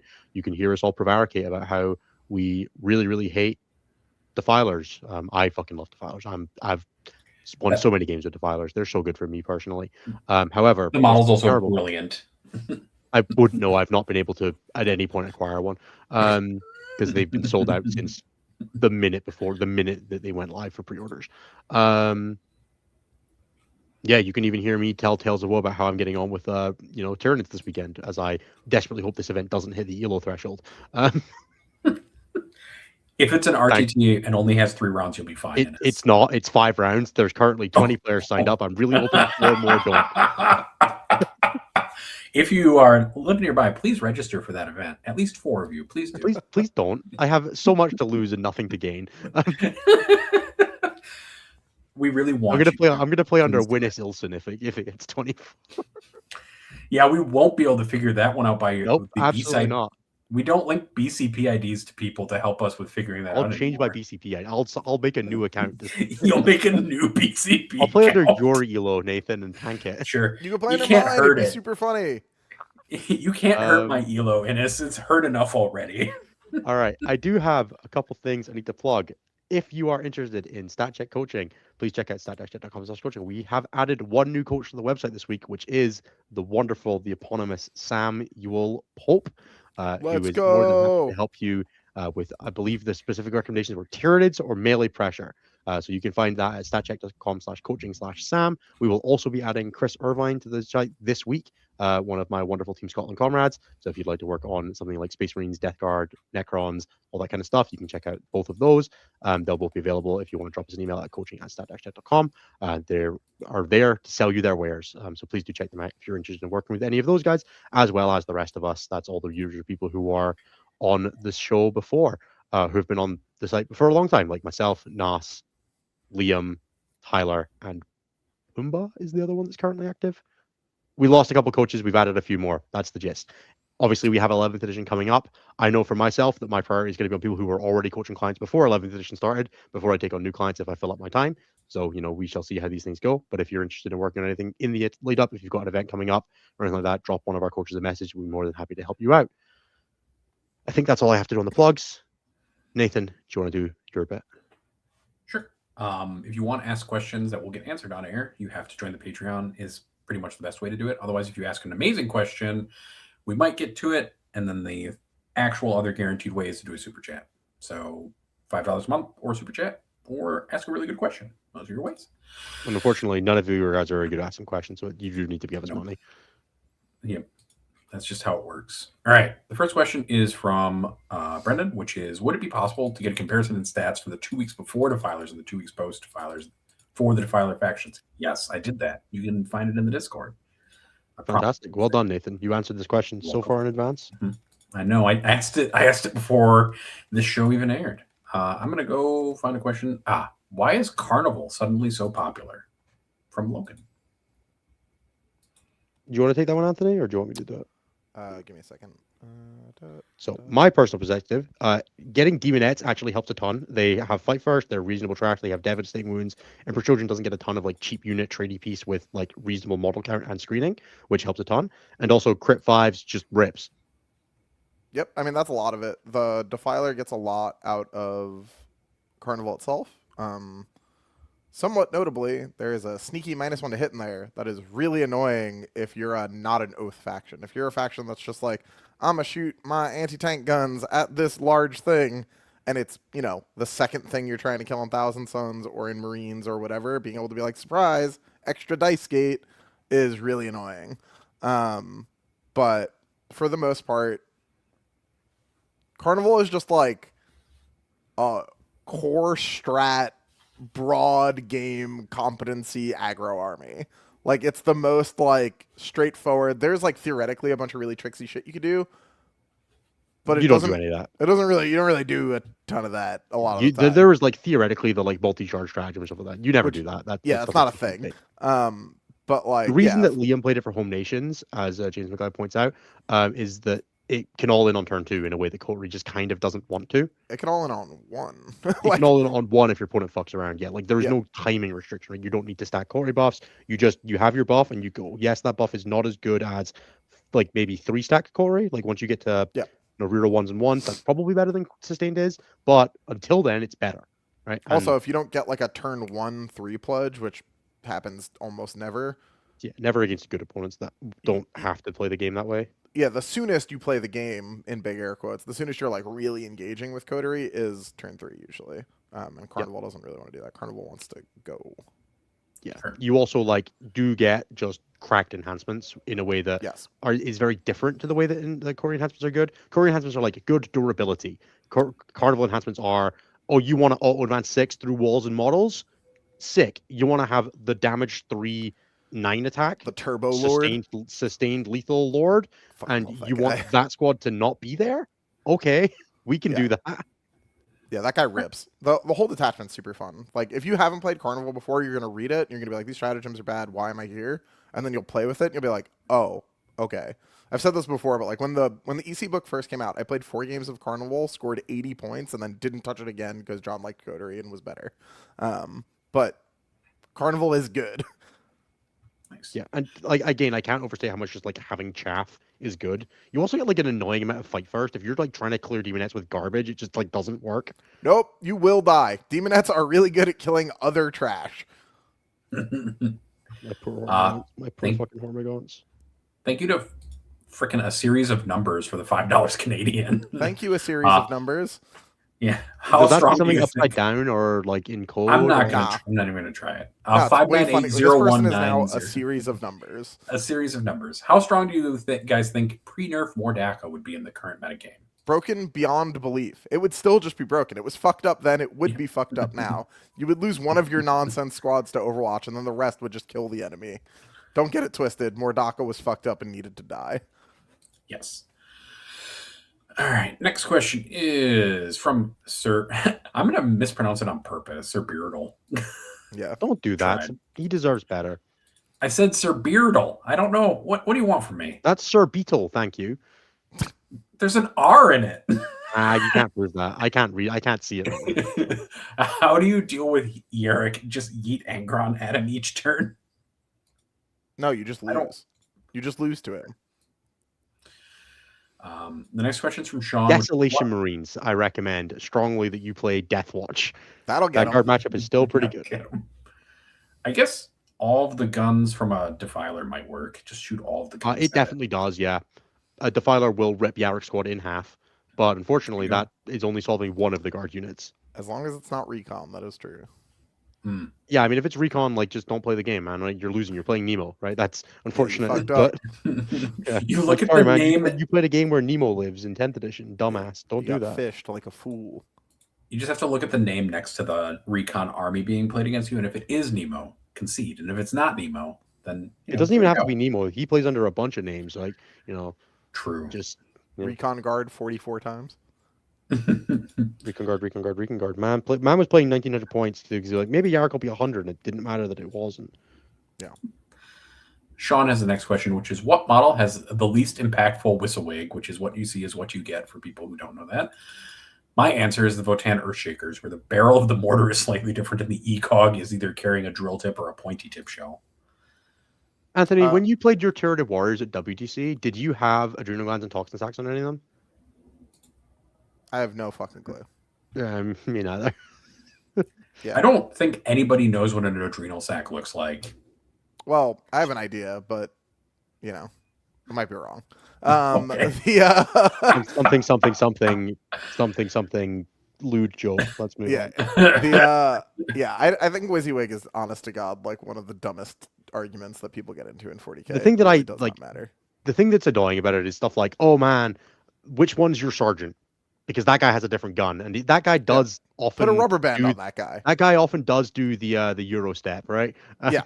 Yeah, that's fair. Just put a rubber band on that guy. You know what I mean? As Do long as something. you have it marked in a way that is clear and consistent across your army, I don't really care. However, if you are like, this guy's las cannon's a las cannon, this guy's las cannon's an assault cannon, and this guy's fuck off, right? Like there is a degree of, if you're gonna try to do it, if you're either like commit to not doing it or do it properly. I would genuinely prefer if like someone was gonna do that, if they just had 5 basic ass dudes and a same thing, like a dude with a rubber band, and you're like, that guy has the special. Like, I would vastly prefer that someone did that than be like, this squad has a las cannon and this squad has a whatever. Yeah. If you're like, the only thing I will say is if you're gonna play a bunch of nonsense, make it like, don't have different ones across the army. That's the only thing I ask of you, right? If you're gonna be like, I have 2 defilers, one has las cannons, one has auto cannons, but they're both modeled with las cannons, you can fuck off, right? Like that's just, don't do that shit.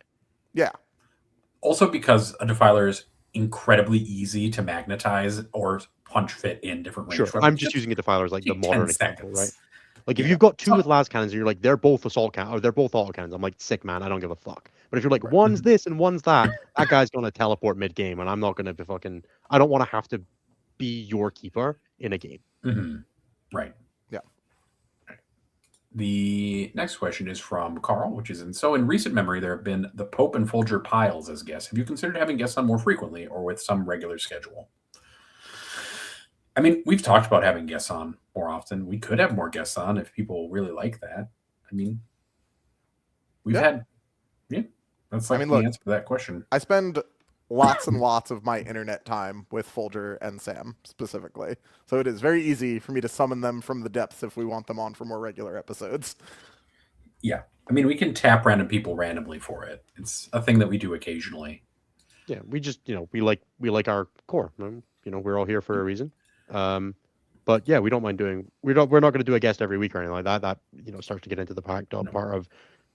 Like, one of the things that you have to be aware of is that when we add a guest is that the episode does a little bit become about the guest and more so than about just like the everything else, which isn't always a bad thing, but it becomes a thing that we want to avoid trying to do too often. Now, if it becomes like a consistent rotating guest, that's mostly just us adding another Jeremy, right? Like, that's fine, but we don't know if we want to do that yet or ever, really. But yeah, if you guys really like it, you should let us know. If you guys really like guest episodes, that's cool. Yeah, give us the feedback. Tell us that you really like guest episodes, and we will do our best to continue to get guest episodes, and we will try to bring in new people or the same people or whatever. But we need to know what you guys leave it in the comments, right? Yep. Corvus has the next question, which is: Are Defilers? We'll never have Ben on because we need him in the chat. It's very important that he knows that. It's true. Also, Ben doesn't get off work at a time that allows him to be here. It's fucking middle of his workday. Also true. Corvus's question is: Are Defilers enough to bring Emperor's Children into the light for singles? Absolutely yes is the answer to that question. Jeff, the Death Company Forklift, which is the best name in our Discord by far. Of course. What is the treatment for a meta that has crabs? Asking for a friend. What is some anti-crab asked when he was active in high school. Fuck. I don't know that there is any universal solution for Defilers at the moment. More crabs, unfortunately. Yeah, unfortunately, the answer may be more crabs. Is the real answer. Go bigger or go faster. Those are your two choices. I guess the other answer is to like maybe look at some other people like TJ and some other folks who may have answers narrowly focused into their factions. If they have like how and go first. Technology. That's always scary for Defilers. Yep. Maybe that one Librarius enhancement that gives you no Overwatch. There you go. It's all like pretty, trolling. Yeah. Trolling is strong, but like it's we're skirting at the edges of trying to deal with the powerful thing. Anything that in the past had worked really well into like a go fast gun tank. Again, I can't reiterate this enough. Will work into a Defiler. Just the first time you go to do it, if it's not immune to Overwatch, that one's gonna die. So you need to try to have redundancy. Yeah, you need two plans. Jeremy is on the show, Bearded Horus. Jeremy just is an inconsistent additional host, right? Jeremy is not part of the main rotating, is part of the cast, but he's not one of the, he's not on every week, and we do not expect him to be on every week. Jeremy's on as and when he can manage it, right? That's the way that we operate with Jeremy. Much the same as the rest of us do. We're just, a bit more consistent with it. Jeremy is 100% part of the show and will never be, as far as we're aware, will never be gone. But he is not. Wizard, so we try not to burden him with too exactly. many things. We don't expect Jeremy to be on every week. We don't ask him to be on every week. In the same way that if we were to add another cast member, like if Cliff Ever's like, hey, I want to be on the show, we just say yes, right? Like that's not a thing that we, But yeah, Cliff was just we try to keep it froggy. The next question is from Yates, which is: I recently played a GT and was at top table and lost to Death Guard. I hadn't heard anything about Virulent Victorum being as oppressive as it is. Do you all have any advice for dealing with the footprints with the 5-up Feel No Pain, Morty, and a Plague Marine Rhino of Fear and Loathing?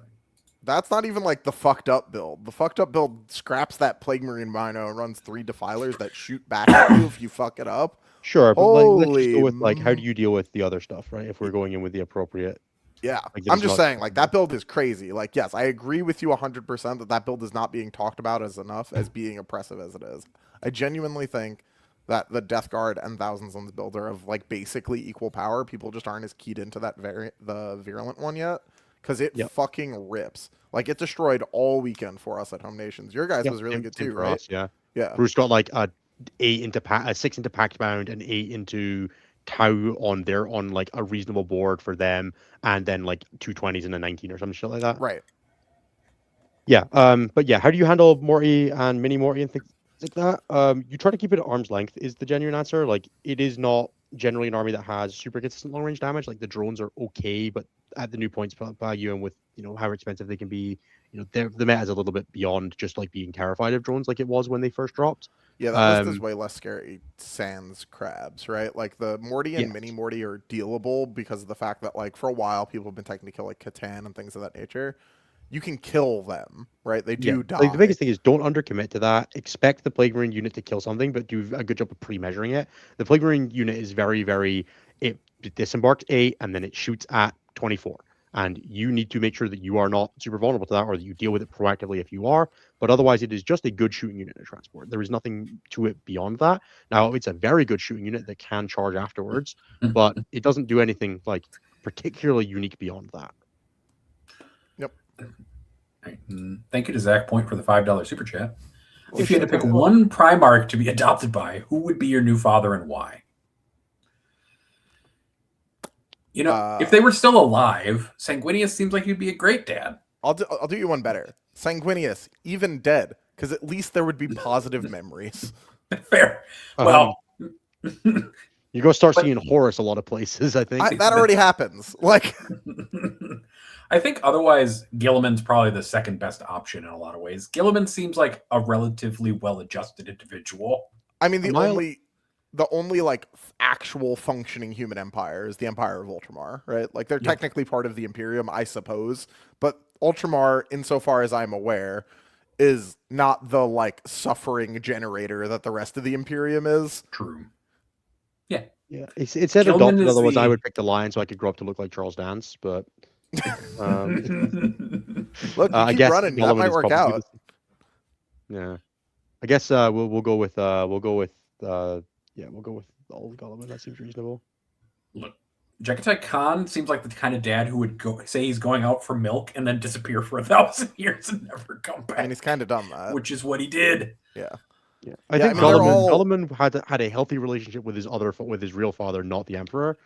True. And I think that we would all benefit from a healthy relationship with our father.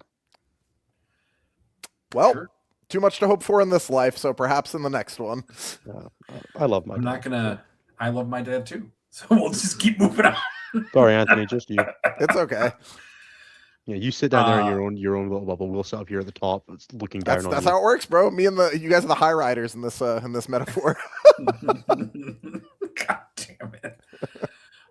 Grigori has the next question, which is: does the Defiler do anything for World Eaters?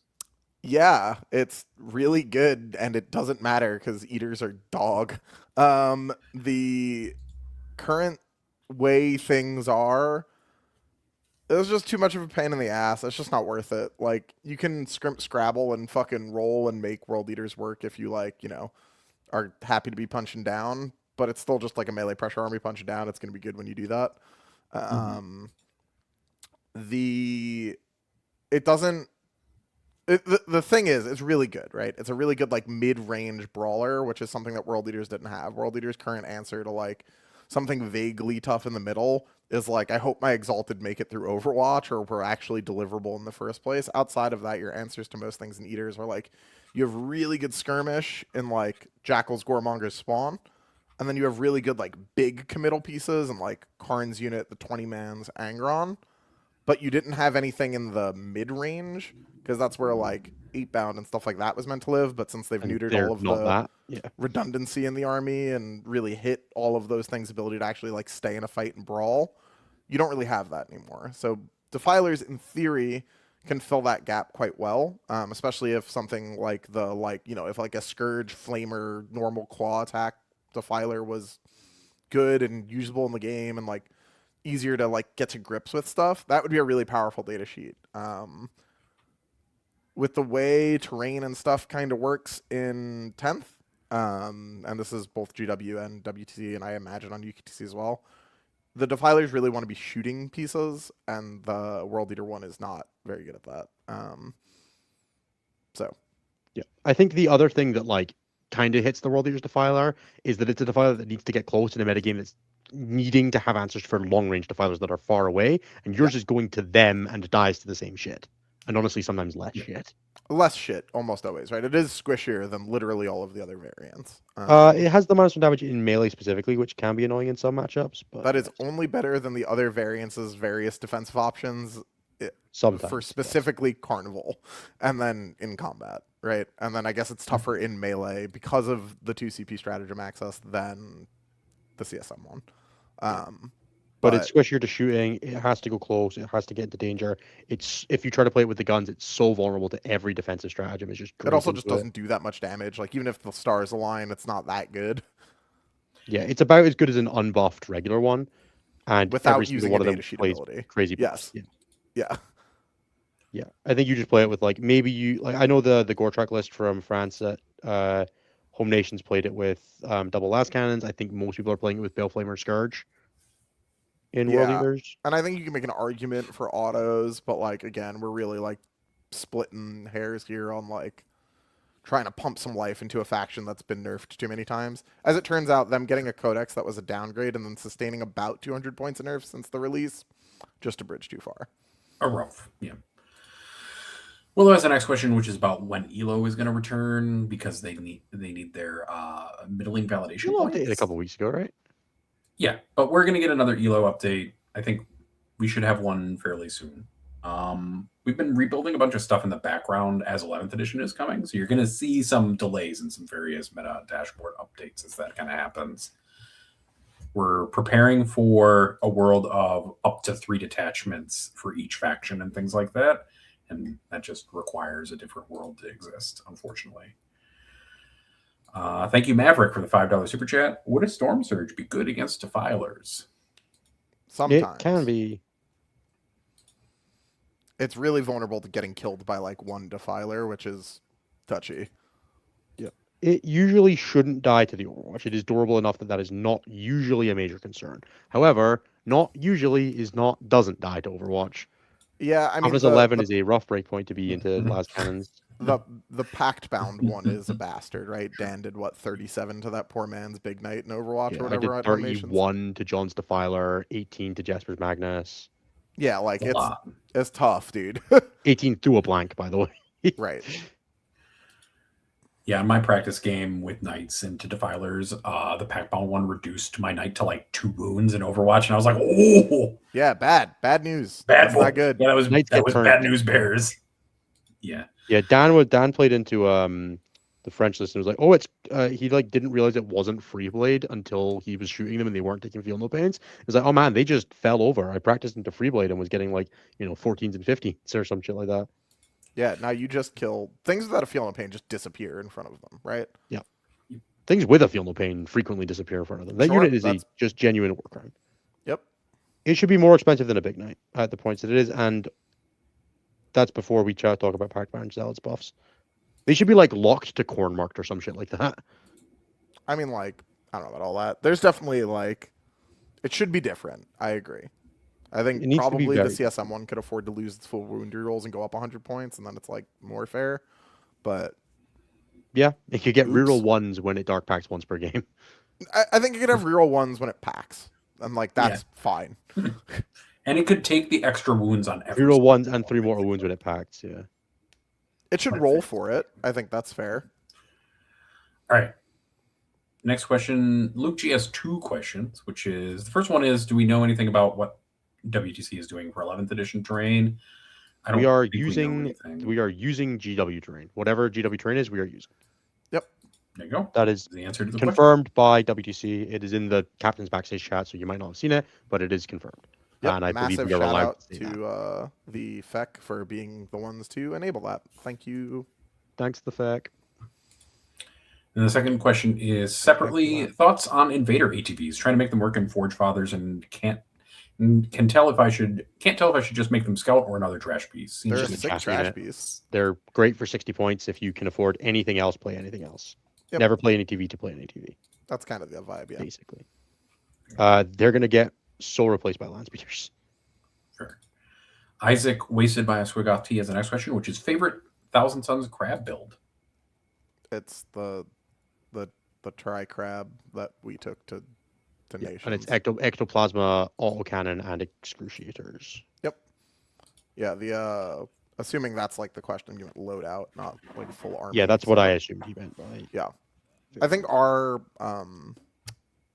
nation's build would cut Wing Prince in hindsight and replace it with like 2 shamans and some enhancements. Or Did you guys something do like triple that. prince, or did you do? Yeah, we had triple Prince. I think we tweaked that a little bit. I think you guys cut one Mauler Fiend for an Annihilator. We did some slightly different changing on the chaff package. Yeah, the Mauler Fiend was dog. Like that should just be other stuff. But yeah, I think if you cut, or maybe that was what we were looking at changing. I was talking to Zach about this the other day. I was like, change a Mauler for like 2 shamans and an enhancement or something.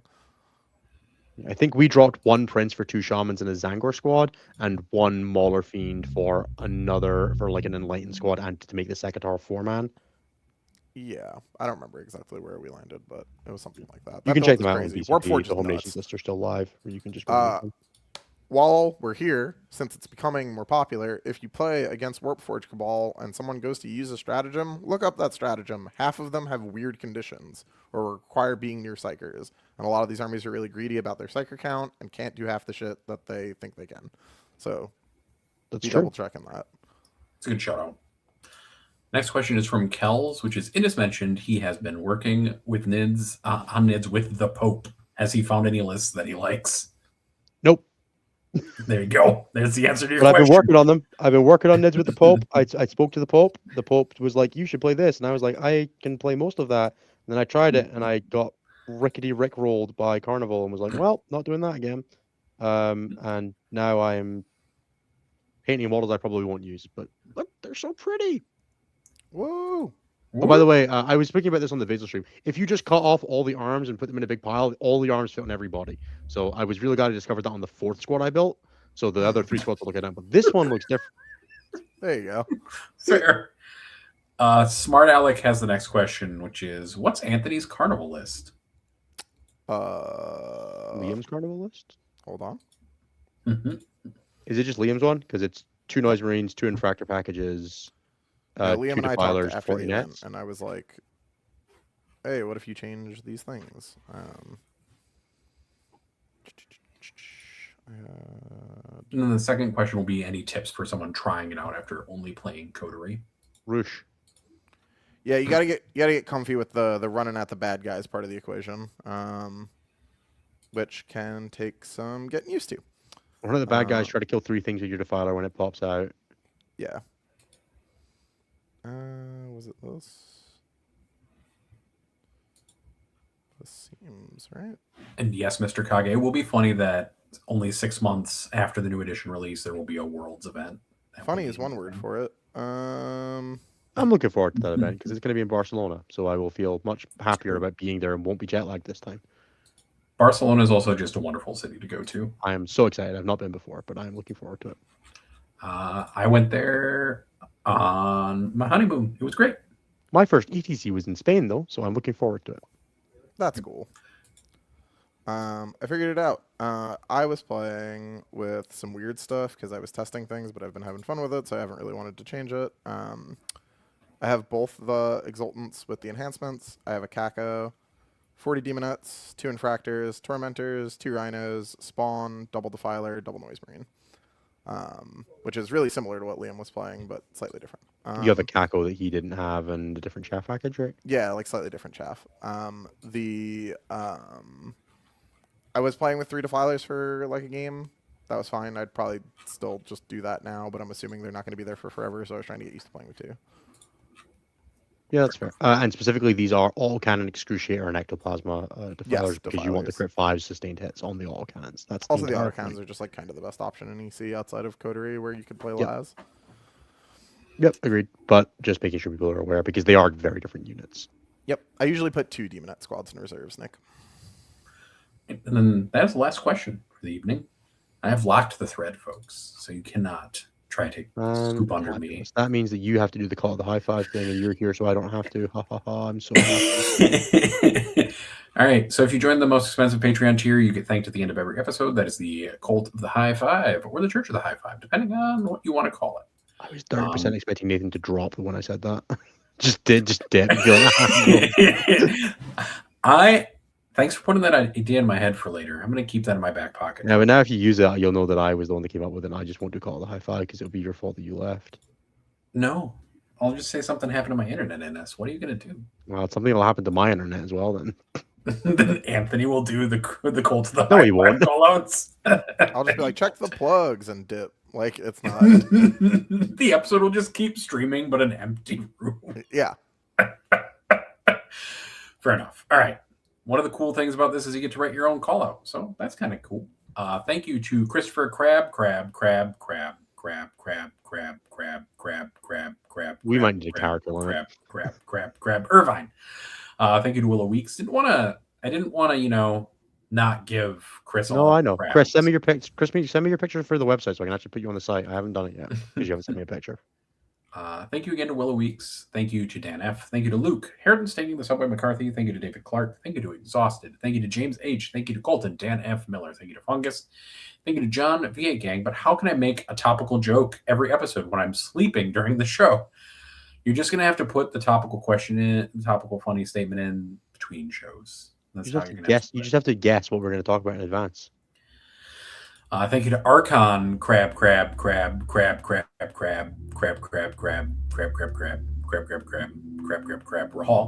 Damn it. Thank you to Josiah Gattle. Thank you to Frankie. Thank you to Isaac. Tonight on Stat Check, Nathan was infected with crabs. Stats. Anthony was freed from Necron jail. Innes will play Tyranids for real this time. He really, really promises Gerada. Thank you to When I Asked to be saved from the Catan meta, I didn't mean like this. I don't think any of us did. Thank you to Steven. What about Lone Up Crypt 5?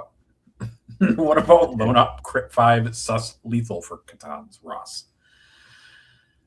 Thank you to Tom Allglory for TTARH.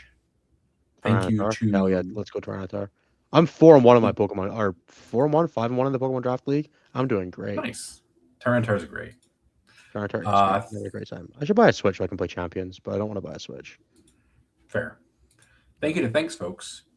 Thank you to Floof, you lost the game Cox. Thank you to Come With Me on a Gucci Adventure trademark. Thank you to John Garza.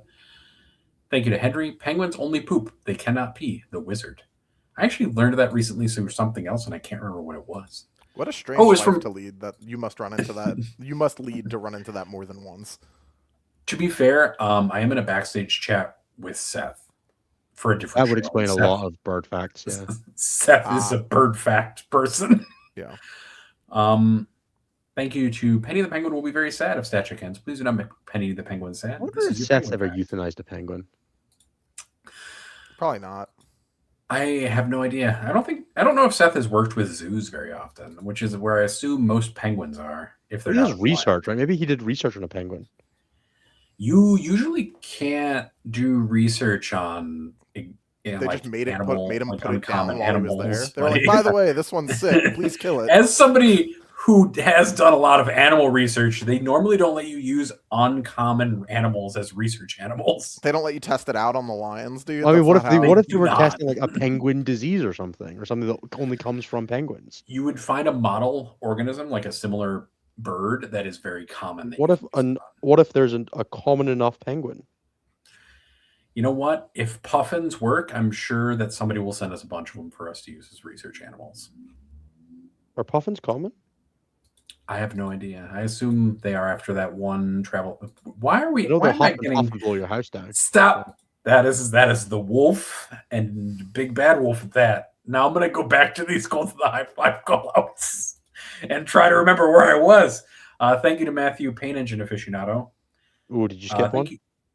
No.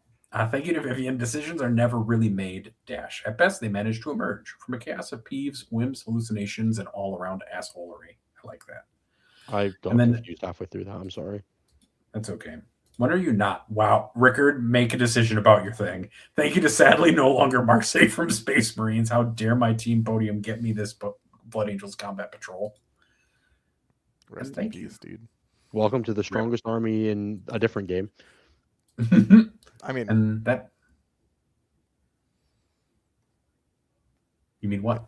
Space Marines are still up there, dude. Yeah, but Blood Angels aren't. Oh, true. Yeah, true. That's sad. They also got the saddest of the detachments, seemingly, but maybe it's okay. You never +1 to charge is pretty solid. Never say no to +1 to charge. Oh, for the 11th edition preview, rather. Sorry. You mean the one that gave them advance in charge on everybody at the same time? That seemed pretty good to me. You just all you have to do is take D3+1 mortal wounds. Yeah, I don't give a fuck about the two Me chainswords neither. in the back, dude. We're going that way Chainsaw now. guy's fucked. But Really, what I wanted was Anthony to tell everybody that it was good. Oh, it's so good. Hello? Yes, all of my death company can advance in charge. This is bad, actually. I wonder if you'll be able to combine that as a 1-point detachment with the one that gives you +1 to advance charge on your character units, and then just fucking go. God, I hope not. You just lose one Marine, maybe 2 Marines if you're sad. I'm gonna be fucking weeping if we get to WTC and Blood Angels are sick but not better than Ultras and I can't play them. I'm gonna be very mad. Anthony, it works on the Dreadnoughts. Shut up, dude. Advance in charge. God, the Dreadnoughts are terrible. Talk about a fall off, dude. Good for 3 weeks. What a unit. They were so good. I have how far I got into build. Do you want to see how far I got into building my Dreadnought that's Of still on my course. shelf? Get them. Can you guess? The arms. Oh, Did you clip a piece? Maybe 2 pieces? that is what they look like after Satan hit them, so that's fair. I got back. I got back from that event, and I was like, I'm going to start building my Dreadnought. That's how far I got. Christ. I built a gave up Hellbrute fucking recently, and I didn't realize how tiny they are. Yeah, they're small. They're little boys. They're smaller than, like, Kravik is about the same size as a Hellbrute is. Yep. Just in model size. It's very funny to me. He might be the same size as some of those mutilators, actually, now that I think about it, which is extra funny. They should give the Hellbrute a new model. To be fair, that guy deserves Mutilators it. should go in World Leaders too. They should. Kravik should go I'm in not gonna lie. Emperor's Children. All right. Mutilator should 100% go in Emperor's Children. Sure. That seems like a very Emperor's Children thing.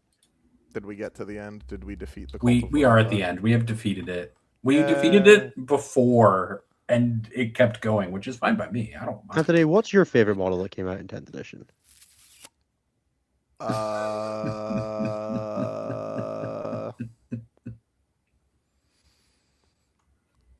Oh my god. It's tough, dude. It might be Victrix. I actually love them so They're pretty sick. much. They're really cool. They're really cool models. I Yeah, honestly, Like, the Yeah. Defiler is dope, but I'm going to be honest, I haven't even seen a new one in person. Some people had some at Home Nations. Yeah, Liam but they had, were fucking nightmare fuel. They were like no, Liam had unpainted like or- actual ones at Home Nations. Oh, I didn't see any like actual I didn't see any actual ones done, I guess I should say. No, I didn't. there you go. Yeah. I have put together mine, and it is really quite a nice model. It's really cool looking once it's assembled. It's Yeah. not really painted yet, though. But it is really cool looking. They're really cool Mine models. is 110% the Norn. God, I If love anything is true about this edition, is that GW has put out a bunch of bangers for models generally this We got Yeah, like well- Logan Grimnar. I watched the Awesome. Art of War video on this one, so they did Yeah, a the tier new- list that was actually fucking great, which was just their top 10 models of this edition. They were wrong, just in all of them, but How can you be wrong about the subjective one? because they put Death Leaper over the Norn. The Death Leaper is pretty dope. He is pretty dope. He's wearing a kilt, which I like. If anyone ever wants to paint a Death Leaper with a kilt, like with tartan pattern on it, I'm like kind of up for it. that would hurt my brain trying to I'd be think kind of of up that. for it if someone wants to That help. would be crazy. I don't know. I think the Defiler is one of my favorite models, but I can't say it's my favorite model at 10th. The Norn is my favorite model at 10th edition. I actually had forgotten for a second that it came out early in 10th. That model's fucking great. Yep. Yeah, the Norn Sad. Victor's Guard are also pretty great. Obviously, Marnius Calgar and Terminator armor is the most important model of the edition, but I don't know if I can say he's the Ew. best. He's the most important because he's been in all of the memes now, right? He's been in more memes Look- than any other unit. Well, he also got Oldgar killed. Exactly. He did save the meta. Yeah. My favorite thing Um, about Marnius Calgar is he's in all those Oh man, memes and forcing Sabodin as himself well. into things. What a fucking model Sabodin But Khan is. Marnius has forced himself into the Armageddon situation in This the guy previews, apparently. Yeah. He's This great. guy's He's a pretty good great. model. Big fan. The new Vulcan model's pretty dope, actually. I was building him a couple days ago. He's pretty sick. The new Raven Guard model, their new chapter. Oh, master, yeah, Sean. amazing. Yeah. Twin Lance Twin are Lance, cool models. D-Rander, Nightbringer. amazing models. Nightbringer, great model. You're muted, Anthony, if you wanted to print. The new Nightbringer rocks is just all I said. The Deceiver is obviously the Oh, greatest model. Necrosaur. Mhm. Uh, The Necrosaur is a great. Man, there's model. been so many good models this edition. Yeah, they did a good job. Like all the, honest to God, the last 6 months from like a model perspective, amazing. Yeah, Graves and Car is pretty fucking cool as well. Not that I would call it my favorite. 'cause it's a Yarick bit- rocks, just Yep. Yeah. The new Orc Bike character, amazing, insane. crazy. Obviously, If I have a anything- personal attachment to the Benefactus, the only GSC model that came out this edition. Yep. Look, if anything, 10th edition can be known as the edition where GW knocked it out of the park for models, like yeah, 90% of the time. red fucking terror, baby. The Red Terror is an Vashtor- awesome looking Is model. Vashtor this edition? Vashtor I might thought be Vashtor this came out edition. last edition. I thought he was shit. Vashtor No, came he was last out at the edition. same time as the Dark Angels revamp. Because he was in Arc. He was like the entire thing was he was the antagonist of Arcs of Omen, right? He's the one that opened Yes. the Doom portal that let Angron come through or whatever. Yeah, Mhm. he was Arcs of Omen villain. Fulgrim's obviously a sick model this edition as well, but I don't actually think I think he's my least favorite of all the Primarchs, except maybe Gulliman. Gilliman has like the problem of being with like an old style of proportioning of models that doesn't Yeah. work really well. I don't keep love seeing this Gulliman. one ad on Instagram of a guy who who's selling painting handles, but who converted the lion model into with Gulliman, and it looks so sick. And I'm like tempted to buy my third Gulliman to do that. Do it. Should properly, like people think that some of the new Space Marine models are boring, but honestly, Primaris models are great because they're proportioned fucking properly. Yeah. Like nothing is worse than old tactical Marines who look just completely shitty by the proportions. Like I I'm didn't sorry realize that they were you're. still selling those models. I know we spoke about that a couple weeks ago, but they're still selling those to you, and they're still like, you should buy these. We not- technically got 11 new models this edition from Floof because we also got the Brood Brothers upgrade kit. You know, There is no I can't think of a model offhand that was released before 8th edition that I'm like, that looks even vaguely decent. Some of the NID ones still look pretty good from 7th and 8th. Maybe. but honestly, one of the best things that GW did is making the Primaris line. I'm sorry, Space Marine old hats. It's just objectively better. nicer. They're just nicer models. They're better. I don't care that you lost your one fucking purity seal or whatever fucking nonsense off your guy. In I think the exchange models for that hold just up best better from like proportioning. pre-7th edition are like the metal character sculpts that have a lot of character. Those are the ones that tend to be like the sickest ones. Like some of the old orc models and things like that are objectively pretty cool, right? Yep. Some of the older Like the Eldar old- characters and things like that. Oh man, we got Lycus and all that this edition as Chaplain's well. really good. Lycus is a great model. I mean, I have we got Lycus. all from the Roma. we got all the Phoenix Lords this edition, didn't we? not Except James R. James R. James R was previous. Okay, yeah. All of the 10th edition and- resculpts for Phoenix Lords are great. Unfortunately, they lost our striking Scorpion one. Oh, the new Custodian Shield Captain. Oh, that was so all the new bad. custodian ones. No, the new one from the new box, not the Oh, new Warriors sure. Warriors That's ones, yeah. amazing. Yeah. Those ones are great. not the I squat was guy. like, There's like a few bad models in the package, like that really boring ass Inquisitor who they gave like nothing to, who looks like he's walking around in a blank power armor suit. yeah. It's It's Oh, not we not got great. the fucking Nick Nanavati Inquisitor this edition. Yes. Cannot call it that. That's what Nick Our calls war, it. Nick's been doing it. It's okay. Yeah, our whole team, the entirety of Team USA refers to that guy as Inquisitor Nick. Okay, as long as that, it's just Yeah, I wouldn't So be funny. But funny. read my tag, Nathan. mhm, Substitute any other mhm. color in there. We're not doing anything here, right? Like it's okay. That's true. Oh yeah, we got Cody as this edition. That is the boring ass power armor guy Cody is. Yeah. We also got the and the robots, the second only tower new robots Grey are Knight- boring as fuck. the only new that's Grey Knight okay. model this edition. The Dread Knight upgrades. The upgrade kit, the upgrade sprue for the Grandmaster. Oh, poor guy. That's kind of it. At least Everything Crow was else good been for, like, basically 6 weeks. bangers. True. Man, I thought Crow was gonna need nerf for like 6 weeks. All right. Little did I Innes- fucking know. Innes, wrap us out. We're at 2 hours. All right, guys. Thanks so much for being with us. We did a little bit of a bumper episode because we took last week off. Thank you so much for everybody. Apologies to the coaching client that I threw up on. I really appreciate you sitting through that coaching call. It was a tough one. I was like, I gotta go. By the way, that just ran, vomited into my hand on the way to the bathroom. It was rough, and that's why It's a I bad wasn't on the day. show last week, guys. Thanks so much, everybody. We hope you had a great time. Nathan, say the thing. But why?